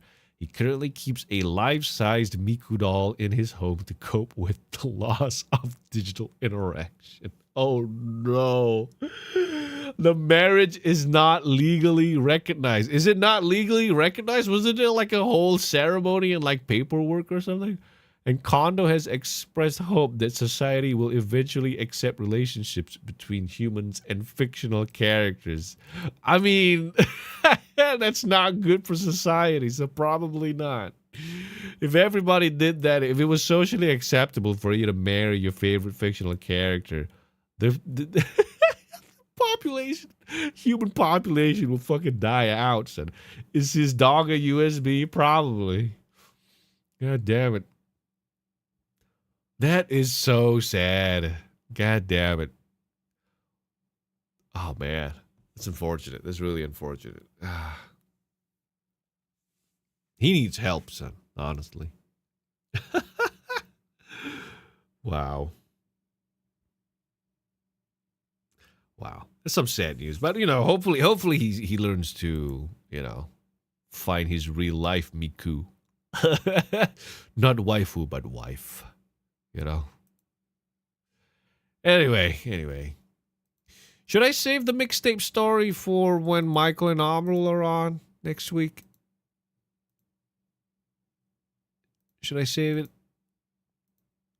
We're reaching a couple of hours here. I'm not sure if I should cover the topic without them. I feel like we covered a healthy amount of stuff to laugh at. Meanwhile, a 25-year-old woman in Japan went viral in December for marrying a life-size cardboard standee of Kazuma Kiryu. That is so unfortunate. They need. Well, I don't blame them. Society in Japan's really stressful. Might be a little dated, but I think you guys bouncing conversation will be good if you want to. I can wait. I really want to cover it, but since they're not here, I guess we could just spend time a little bit talking about something else. Yeah, let's save it for next week. And if next week they don't come again, I'm just going to go through the topic because, well, I don't think it's going to be dated because it's kind of relevant in the grand scheme of things, you know what? Maybe I can like preface it. Skim through it just to get everybody ready. Just to get it, just to prep everybody. I can close this one. Maybe I could just leave this open. Hit us with a 1-sentence trailer. There's nothing in the hallway, but I'm firing my guns anyway. You guys remember that trailer? God damn it. Don't you think that guys and girls who marry the objects are doing it for money? I don't think they're doing it for money. I think they're doing it out of desperation. They can't find anyone else, and they've basically given up on human interaction. They need help. And I say that with the deepest sympathies. Right? They've given up on their fellow human being and instead settled for something that they believe would never give them the challenges and problems that they don't want to face. I mean, a woman married the Eiffel Tower. What the fuck? Was she sitting at the top of it? What's happening? What? That is... You married the Eiffel Tower. She's really brave. You know what I'm saying? So is that like a flex to every other woman out there? I could take on the Eiffel Tower. What about you? 12 inches mean nothing no more. Oh my God. Oh my God. Anita married herself. Yeah. Holy shit. Didn't Pokimane do the same thing too? Anita and Pokimane. That's like narcissistic. That's like narcissistic textbook narcissism 101. That's what I meant to say. It's like you're so arrogant, so egotistical, so in love with yourself that you marry yourself because that's the only person you see that you're willing to claim is your equal. But if anything, but it's more sad than it is appalling. You know what I'm saying? It's just sad. Let them wallow in their self-pity. We'll just watch from the side. And when everything crashes and burns, we'll just move on with our lives.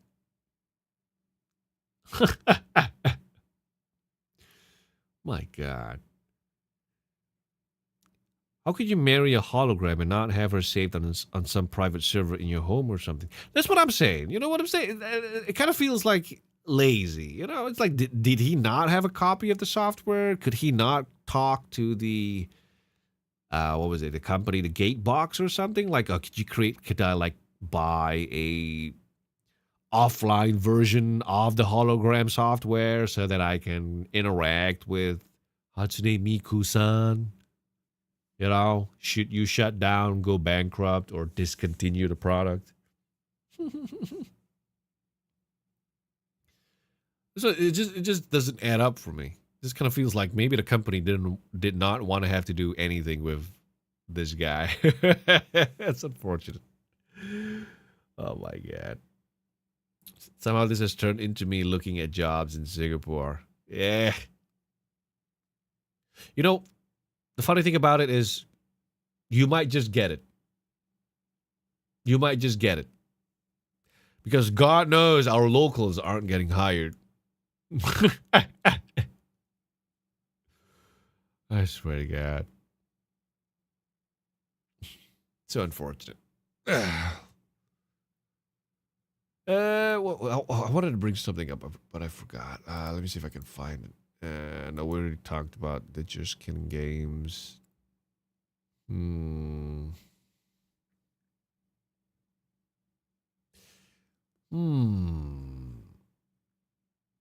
Lords of the Fallen. Okay, here we go. I guess we can talk about this one. Typical games journalist doing game journalistic things. being a little, what do you call it? Low testosterone. What do you got? I don't want to say it every stream. I don't want I don't want to say it every stream. I'm trying to cut down on using the slurs, you know?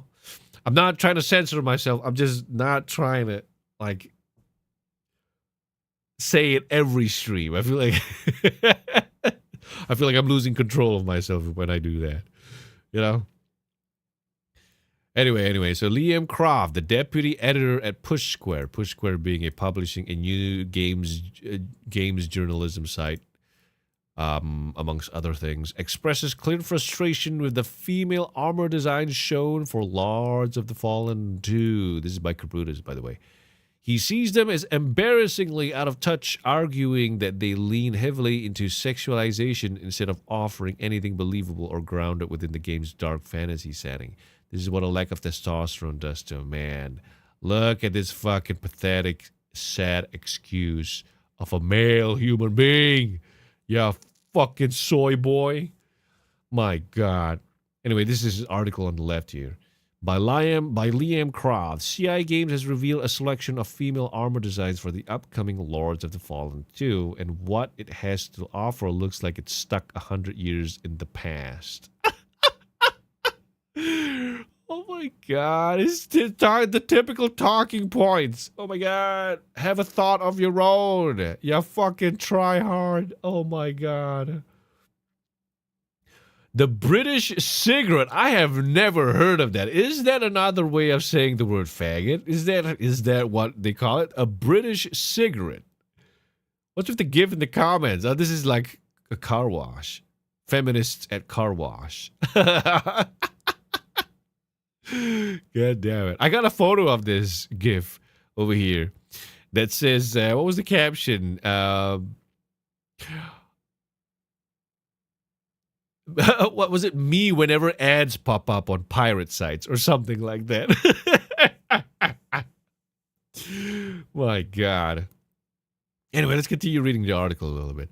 The armor sets look like they've been ripped from the most generic of mobile game adverts, and they've all come from the following mantra, apparently inspired by the developers community. You want it fierce, you want it beautiful, you want it provocative. This is what you get. Yeah, and it's nice. It's nice. I don't want to say it again. British cigarettes are commonly called fags. Oh, okay, so it is, okay, it is a synonym for the word fag. Okay, interesting. Okay, I knew that. Okay, I learned something new today. That's interesting. All right, y'all fucking British cigarette. My God. Sneaky little fucker. I swear to God, these goddamn cunts embarrassing themselves. Oh well. Anyway, Lords of the Fallen, pretty good game. Amaral and I played it. We had fun up until they fucked up the PvP function of the game, where people who are new game plus players, like multiple new game plus players. No. New game plus players would invade newcomers and they'd like destroy you in the PvP, and so people just like got frustrated. That's when me and Amaral stopped as well, because it's like we were getting invaded. And then we're like, you know what? Yeah, let's just take a step back for a moment. And I think they fixed it, though. So maybe we'll go back into playing that game and finishing that game. But yeah, Lords of the Fallen 2, very interesting. Recommend it. Particularly because the developers, especially the director of the game, knows what player wants, or at least is willing to listen to what players want. So, we need to give that a shot. Unless he works with Anita Sarkeesian, then into the gutter the game goes. Just as a FYI, I was astounded when I heard that first time outside of my college. Yeah, new slur acquired. Yeah, British cigarette. British cigarette. Maybe I'll make an emote out of that. Speaking of which, I forgot to add the emote.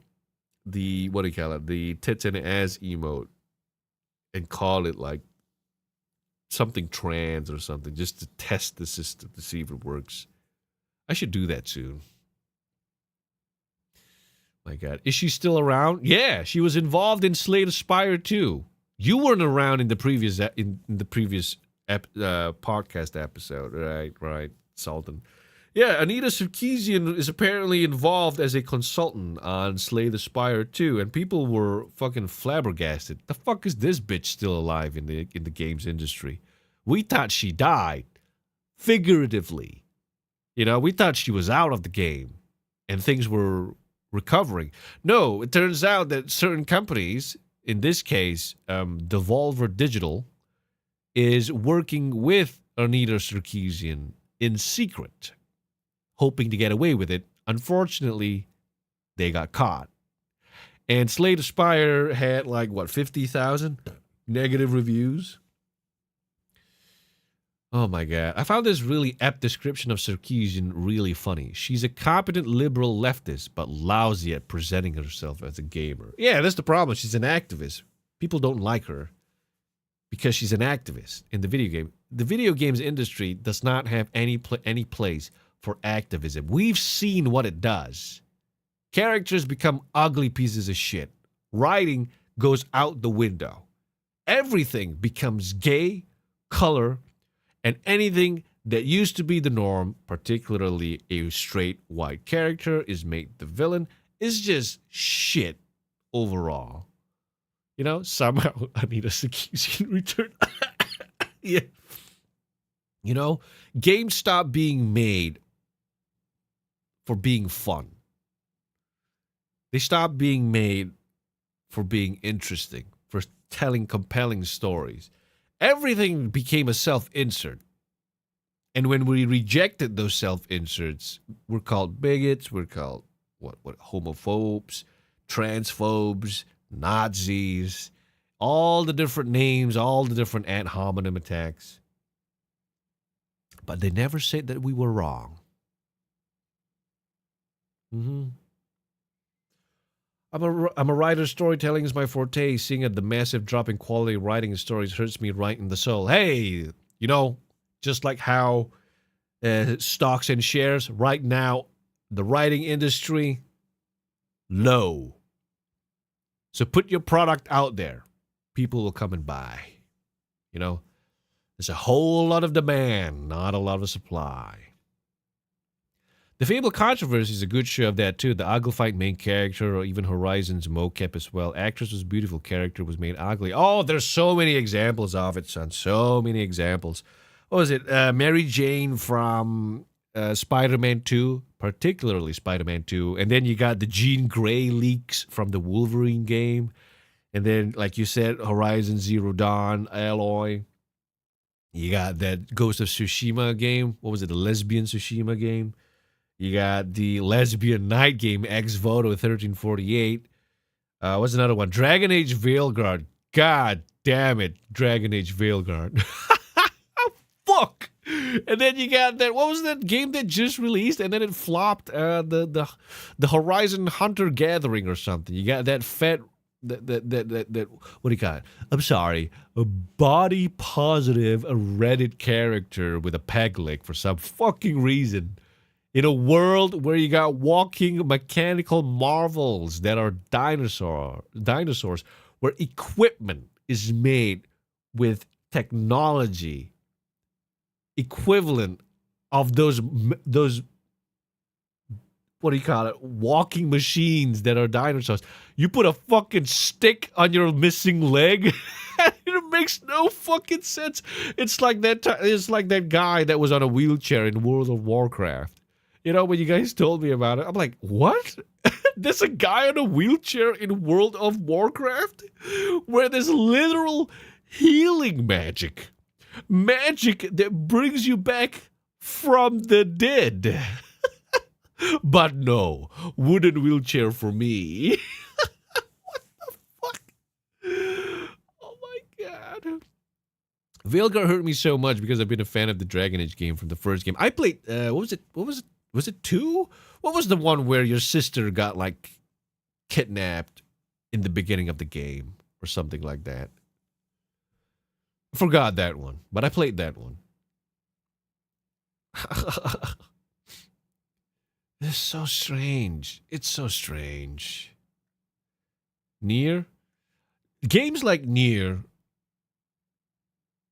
Stellar Blade 2. Stellar Blade. That's what I meant. Not Stellar Blade 2. Stellar Blade.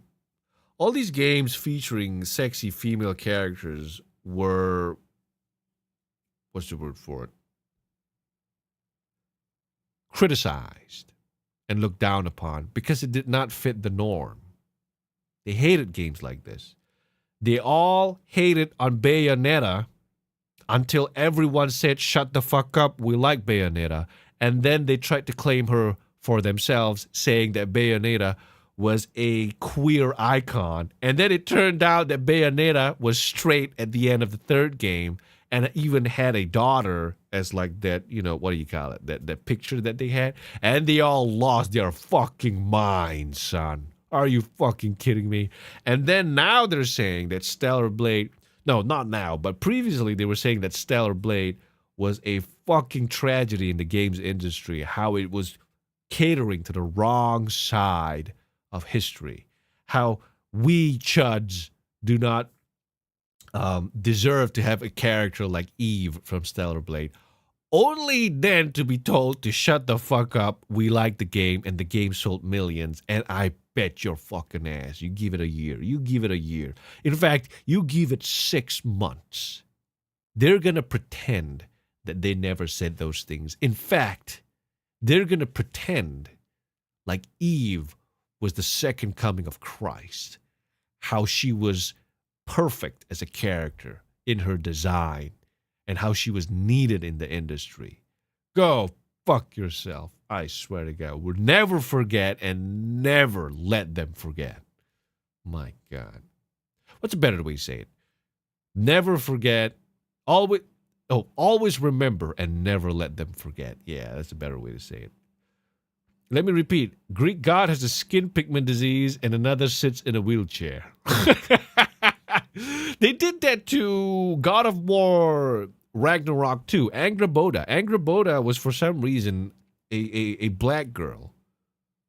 And it's like Scandinavian Norse mythology, where historically speaking, everyone was white. It's not racist to say that. It's just historically accurate. It's just their mythology. The Vikings were mostly white. Not mostly white. They were white. In fact, the reasons why the Vikings looked so good was because they killed anyone else that they deemed ugly. Be it a different pigment of your skin or some arbitrary measurement, like your teeth aren't straight enough or your eyes are not perfectly aligned. You're fucking dead. And then I remember when God of War Ragnarok was made the promotional trailers, and then Angrboda was revealed to be a black girl, which was so out of place for the mythology. People correctly pointed it out, but at the time the DEI stuff wasn't as prevalent and out in the open as we now know. Like we didn't realize how deep it was back then. So people were just pointing it out and just saying like, this is strange. Isn't this based in Norse mythology? Like Norse, up in the North Scandinavian history, shouldn't everyone be like white? Just to be accurate. And then they said, why you bitching? Like, you got a blue dwarf character. I don't see you bitching about him. Or something akin to that as to their response. And I read that and I go, that character is blue because it has something to do with the story. Like, there is a reason why this character is blue when everyone else is white in the first game. I mean, you could also be blue since it's so cold. No, okay. So the idea, so the character that they're referring to is, I do believe his name is Brock, like Brok. I believe that his name is. These two dwarf characters. One of them is, they're supposed to be brothers, right? But one of them is white and the other one's blue. And then when you play the first game, it is actually explained in game why he is blue. It's a choice by design that has what do you call it? He has a reason to be blue, and the reason is because he's a blacksmith. And so whenever when he the explanation was, if you worked on the weapons, the minerals, the metals, and you burn them in high temperature, heat, and fire for as long as Brock has, it affects the skin. It turns the skin blue. And so that's the reason why he's blue, is to let the player know that this guy has been smithing weapons for a fucking long time. Raw silver, yeah, that's the one. That's the one. Because he's been blacksmithing raw silver for a long time, that his entire body turned blue from the, what do you call it? The chemistry. Wasn't he blue because he died? No, he was blue already in the first game. Right? By the way, spoilers. So that's the reason why he's metal poisoning. Yeah. Metal poisoning. It's basically just metal poisoning, because it's just to let the player know this guy knows his shit. You know, he is a blacksmith because his skin is blue from all the smithing he's done, right? So there are lore implications to why this character in Norse mythology, where everything is typically white or Caucasian, why he's the only one that's blue. And then when they revealed Angraboda, their, what do you call it? Their explanation for Angraboda being black is, well, there's the blue guy. I don't see you bitching about him. You know, and it's fiction. Why you care? It's like, what? That's a weak-ass argument. What's that got to do with the lore? You know, it's like, why? That's a poor explanation for this, what do you call it, design choice. And then it turns out that they worked with Sweet Baby Inc. And all of a sudden, okay, it all makes sense now.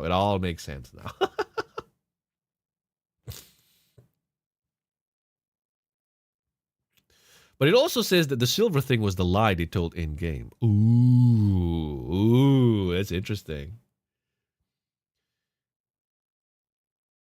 Interesting. Okay, some God of War spoilers here happening, all right? Just don't read the chat if you're watching the VOD. But really, well, if that's the case, if that's why they said he was blue, if that is the real reason why he was blue, sure. But it's still lore implicated.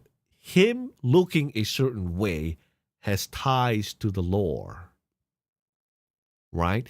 In fact, there was, and if this is the true reason why he was blue, and him explaining why he was blue is also believable, it's you can't argue with a design choice like that, because it has lore implications. It works. There's a purpose for him being blue. What's the purpose of Angraboda being black? It's like, if you want to make her black, sure. What's the reason for it?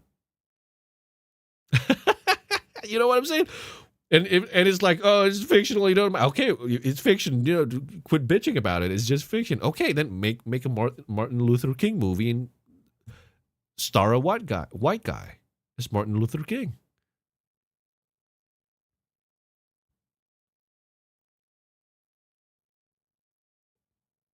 You know.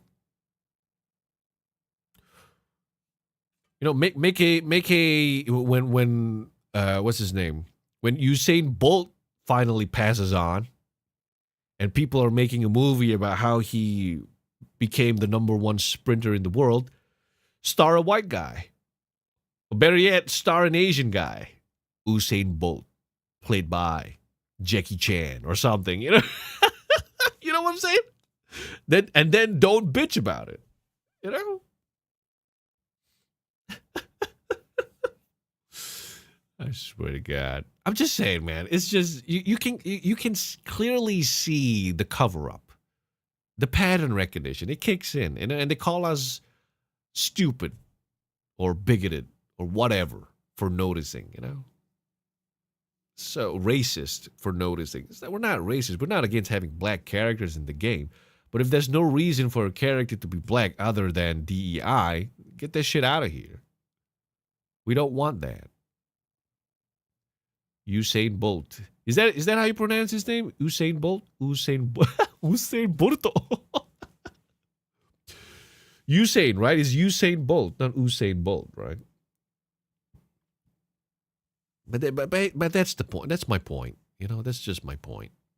Don't quit being such cunning little fucks about it, So annoying. What was that other consultant company that Dragon Baby or something like that? What was the game that they butchered? Oh, is that rhythm game? I forgot what it was called. I'm sorry.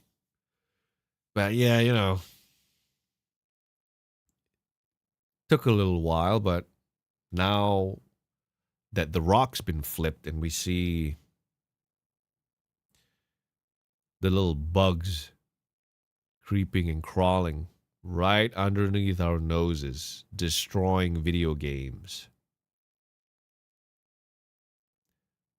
They can't hide anymore and we can't ignore them anymore. Ghost Baby. Yeah, I think it was good. Dragon Baby. I think it was Dragon Baby. So, we got to call it all out, point it out, find out, spread the news. They hate the spotlight. So that's what we should do. Put them in it.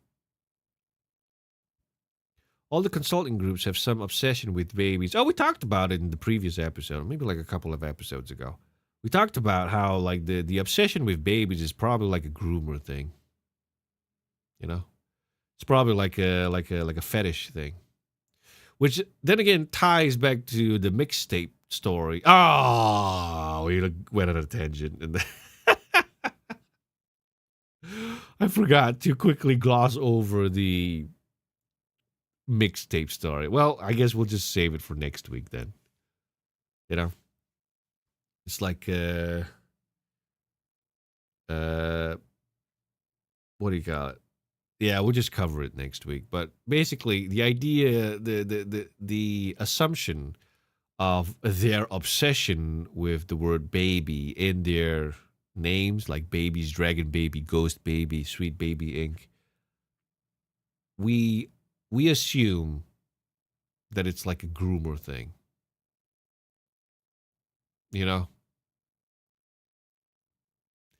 Because that's what these little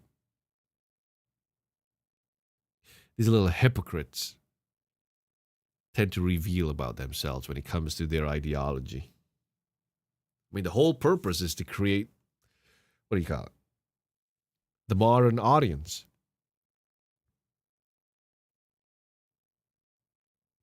And my suspicion is that they don't need to make profits from these projects. Because most of the time they're getting these projects funded by means through illicit means, like under the table, behind the scenes, nobody knows. We just need to make these games. And once we make enough of them, and after long enough, there will be a generation of gamers who will have an abundance of these woke slop games. And that would begin the production of the modern audience. I think that's the game that they're playing. Because, once again, there's no incentive for them to sell gangbusters because they are already paid. Like Ex Voto, the lesbian night game, that game sold poorly and everybody made fun of it. But what I think people miss out on is the game received grants from I do believe it's the Italian government, amounting to about 700,000 US dollars. They don't need to make money. They already got it when they got the grant. So why make the game in the first place? You know? Well, one, obviously, it's to meet the requirement of producing a game. Otherwise, they could be like jailed for fraud, taking money from the government and not delivering on the project. But a part of it is a grift, right? All I need to do is check these boxes, and the government's going to pay me money, and all I got to do is just deliver some shitty game that doesn't even need to sell, as long as it's out there, as long as there's evidence that it published, I can get this money, and then I can fuck off. That's part of it. But I think another part of it is to add that title to a growing library of woke slop games in preparation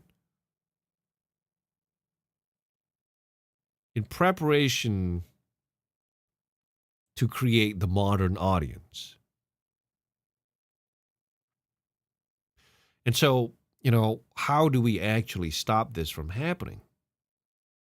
Because like you said, Lizard Soul, like, to not give them attention would be one way, but if they continue to make these library of games unchallenged, undetected,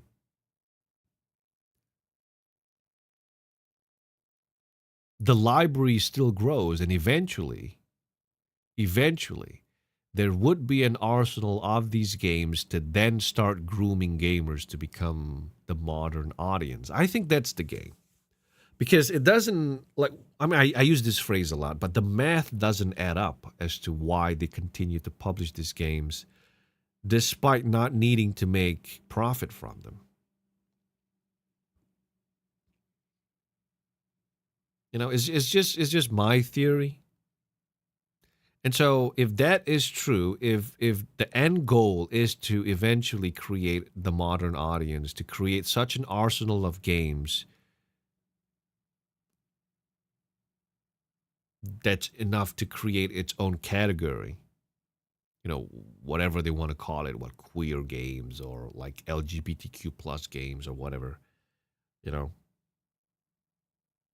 and then begin to groom the minds of the players who play that game, the minds of the next generation of children and kids who would then enter the games industry as customers, and not just gamers. If that's the end goal, then I think the only way to counter that is to call it out. Is to unfortunately bring attention to it, but also point out what it is they might be doing as a warning to future gamers. That's where older generations come into place. Actively mocking and ignoring that stuff while also making better content. Call it out and make better games that show how shallow these games are. Yeah, I feel like that's the only way to fight these things. Mixtape is $18 playlist from Spotify. I don't care about the girls because game is boring and has no character writing. You're not the only one that thinks that, Fez. Thank you for having tastes in your video games. But, that's why a lot of these major game corporations, these big game companies, they hate emulation. They hate physical products. They hate it when you get to keep a copy of the game forever that they cannot control. Why do you think Nintendo started the little game card things? where it's literally a shell. It's basically an empty product. You put it in your Nintendo, and it basically gives you a code to download the game from the e-store, the Nintendo e-store. Why the desperation to remove the character, the customer's autonomy from your servers? You know, they want you connected so that they can control everything. Sony recently tried that bullshit where they said that, oh, if you don't sign in 30 days, you're going to lose access to your entire fucking game library. And then people went, fuck you, what the fuck is this? And then they're like, okay, you know what? Okay, you just need to log in once in the next 30 days and you get to keep your playlist. And then people are going, no, don't even take a step. This is a 2 steps forward, 1 step back approach. You step back, you don't do this shit. But the problem is that's what they're going to do. You know, pretty much a USB with a game key. Yeah, you don't even get the game in the cartridge anymore. It's just a text file with like a link. They can brick your Switch too also. Exactly. So that's my point. You know what I mean? They want to control physical copies, you know, so that they are in control of your inventory. What's the saying? You will own nothing and you will like it. You know? And the rebuttal to that is, well, if I don't own anything, then pirating is not theft. Because how could you steal something that nobody owns? I think that's what's really pissing me off is how people are legit defending this. Yeah, they're just not thinking through. They're not thinking about it. They just want the latest console, the latest game. You know? Oh, so blind. Bots. That's a good one. Yeah. Some of them might be bots. Yeah. It's like a psyop. I have at my parents' home a lot of discs with pirated games I played in childhood. Imagine the yapping if some Japanese users know about this. That's the thing about the Japanese and pirating, right? Like they don't understand completely, not fully, but you know, they don't really understand the plight of gamers overseas. You know, like the situation some of us might be in outside Japan. But at the same time, I don't blame them because it's their product that's being pirated, and their people are not making the returns proportionate to the popularity outside Japan. But the problem is, piracy is a service issue. If people could get your products at an affordable price legally, they would. You know? But they don't see it that way for some reason. I sincerely hope it's bots, but most aren't. Well, who knows? Who's to say otherwise? You know, the Jacks. As much as I want to believe that they're all bots, you know, but who's to say most of them aren't bots? You know, there's a lot of not a lot, but there's this guy that I follow, Master of the TDS on Twitter. He loves like digging into like bot farming, and he calls out like, I think it was like Disney uses botting to psyop users and viewers into thinking that there's so much hype for their next Disney Plus original when nobody cares. You know, with the recent Twitter translation feature, some of that has been cleared up. Some Japanese people now understand the piracy because of bad translation localization, how we just don't get the product at all in most cases. Yeah, I've seen those arguments, yeah.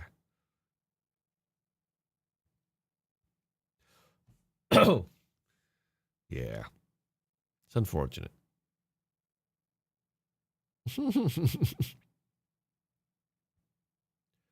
Nintendo was fun when their game cases had booklets in them. Every game used to have a booklet in them. I got copies of PS3 games that had like a little guidebook in each, what do you call it?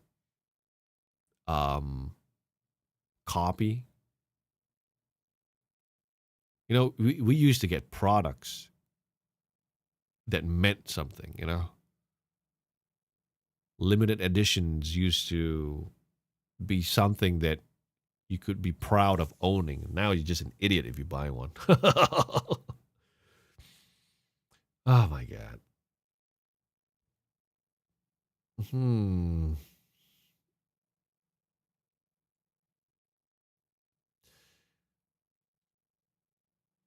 Yeah, I just read your message. I just thought it was going to be a bit too long, but you know, yeah, I get it. I get it, Allow. I get it.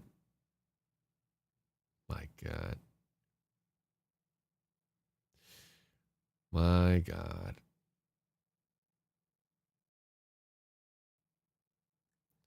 All right, all right. Maybe I'll call it. Oh, did the stream died? Are we live? Are we good?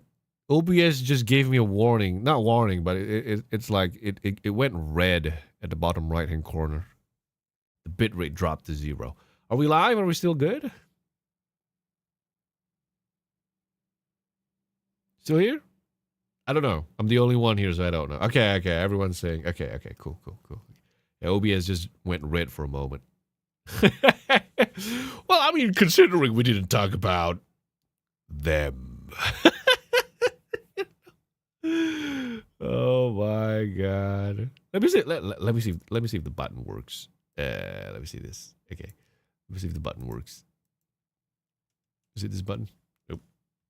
Is it this one? Ah, yeah. Okay, this is the one. You know, since we're not talking about them, you know, them, the Jays. Oh man, that's so funny. Okay, well, I mean, we did briefly mention a couple of them. Oh, but yeah, we might get into trouble next week when I start talking about the mixtape thing. All roads lead back to Israel in this industry. You're moving in low FPS and it somehow looks even better than regular. Oh, man, then you should watch how we look on Rumble, man. God damn. My God. All right. I think I'm going to call it a night. We're about 2.5 hours into the stream. I forgot to take the second ad break. Hopefully none of you ran into ads abruptly during the stream. But I'm going to call it a night. Thank you all for joining me in today's podcast episode. Sorry it's just me today. I was hoping Armor would have joined me, but I think he fell asleep. He did message me earlier saying that, oh, are you streaming? And I went, yes, you want to join? And silence. Oh, well. But, yeah, today was fun. Thank you for joining me today. Thank you for sharing your time with me. The Jex, I knew you had some studies earlier. Hopefully your class went well. Thank you for joining me after as well. Why is my character's eyes closed? Open. Okay, there you go. Yeah. Thank you so much for the subs, Boxville, and the Lao. Sorry for missing your, what do you call it? Sub earlier. For some reason, it did not appear as a sub. I had to look manually at the, what do you call it? Widget. Ugh, so annoying. Oh well. I used to be the hypest guy who had a handwritten sheet with cheats for GTA San Andreas. Oh, yeah. San Andreas. Yeah. I made the cheat that made my character like fucking fat. Like TJ made him fucking fat because I thought it was fucking funny. And then, what was it? Warcraft. I used to play Warcraft. I could not play Warcraft without my little like piece of paper that had all the different cheats on it. Well, Warp 10. What's the other one? Greed is good. 99999. And then when push comes to shove, all your base belong to us. My God. All right. Anyway. We're going to call it a night. Thank you all so much for joining me. We're going to go to the end stream. Here we go. All right. Once again. Fat CJ to riz that one chick. Oh my God.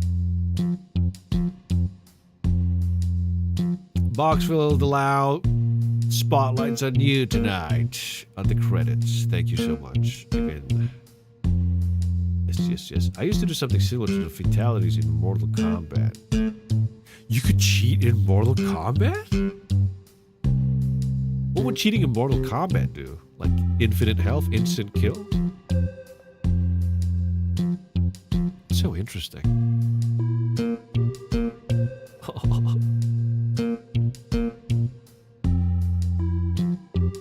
Time to pole dance? You're gonna pole dance to this? What? Oh my god. I know in that PlayStation 1 game, for that PlayStation 1 Spider-Man game, you could like put cheats like, what was it, eel gnats or something, which is basically Stan Lee backwards. And like a lot of funny shit would happen. And one of the things was Black Cat pole dancing inside the cage that she was captured in or something. Oh, combinations for Mortal Kombat. Oh, I see. Okay. Give me strength, boys. Doc surgery next week for a tumor. I'm sorry to hear that, Kai Hells. Kai, all the best to you and your dog. Hopefully they recover. Hopefully surgery goes well and it recovers without any problems. Benign on Thursday from now. Benign tumors. Yeah, hopefully it's benign, son. All right. Good night, everybody. Take care. Oh, Shining In, welcome back. Bye-bye, boss. You're free, Shining In. You're no longer chained. You're no longer chained to this contractual obligations. You're free.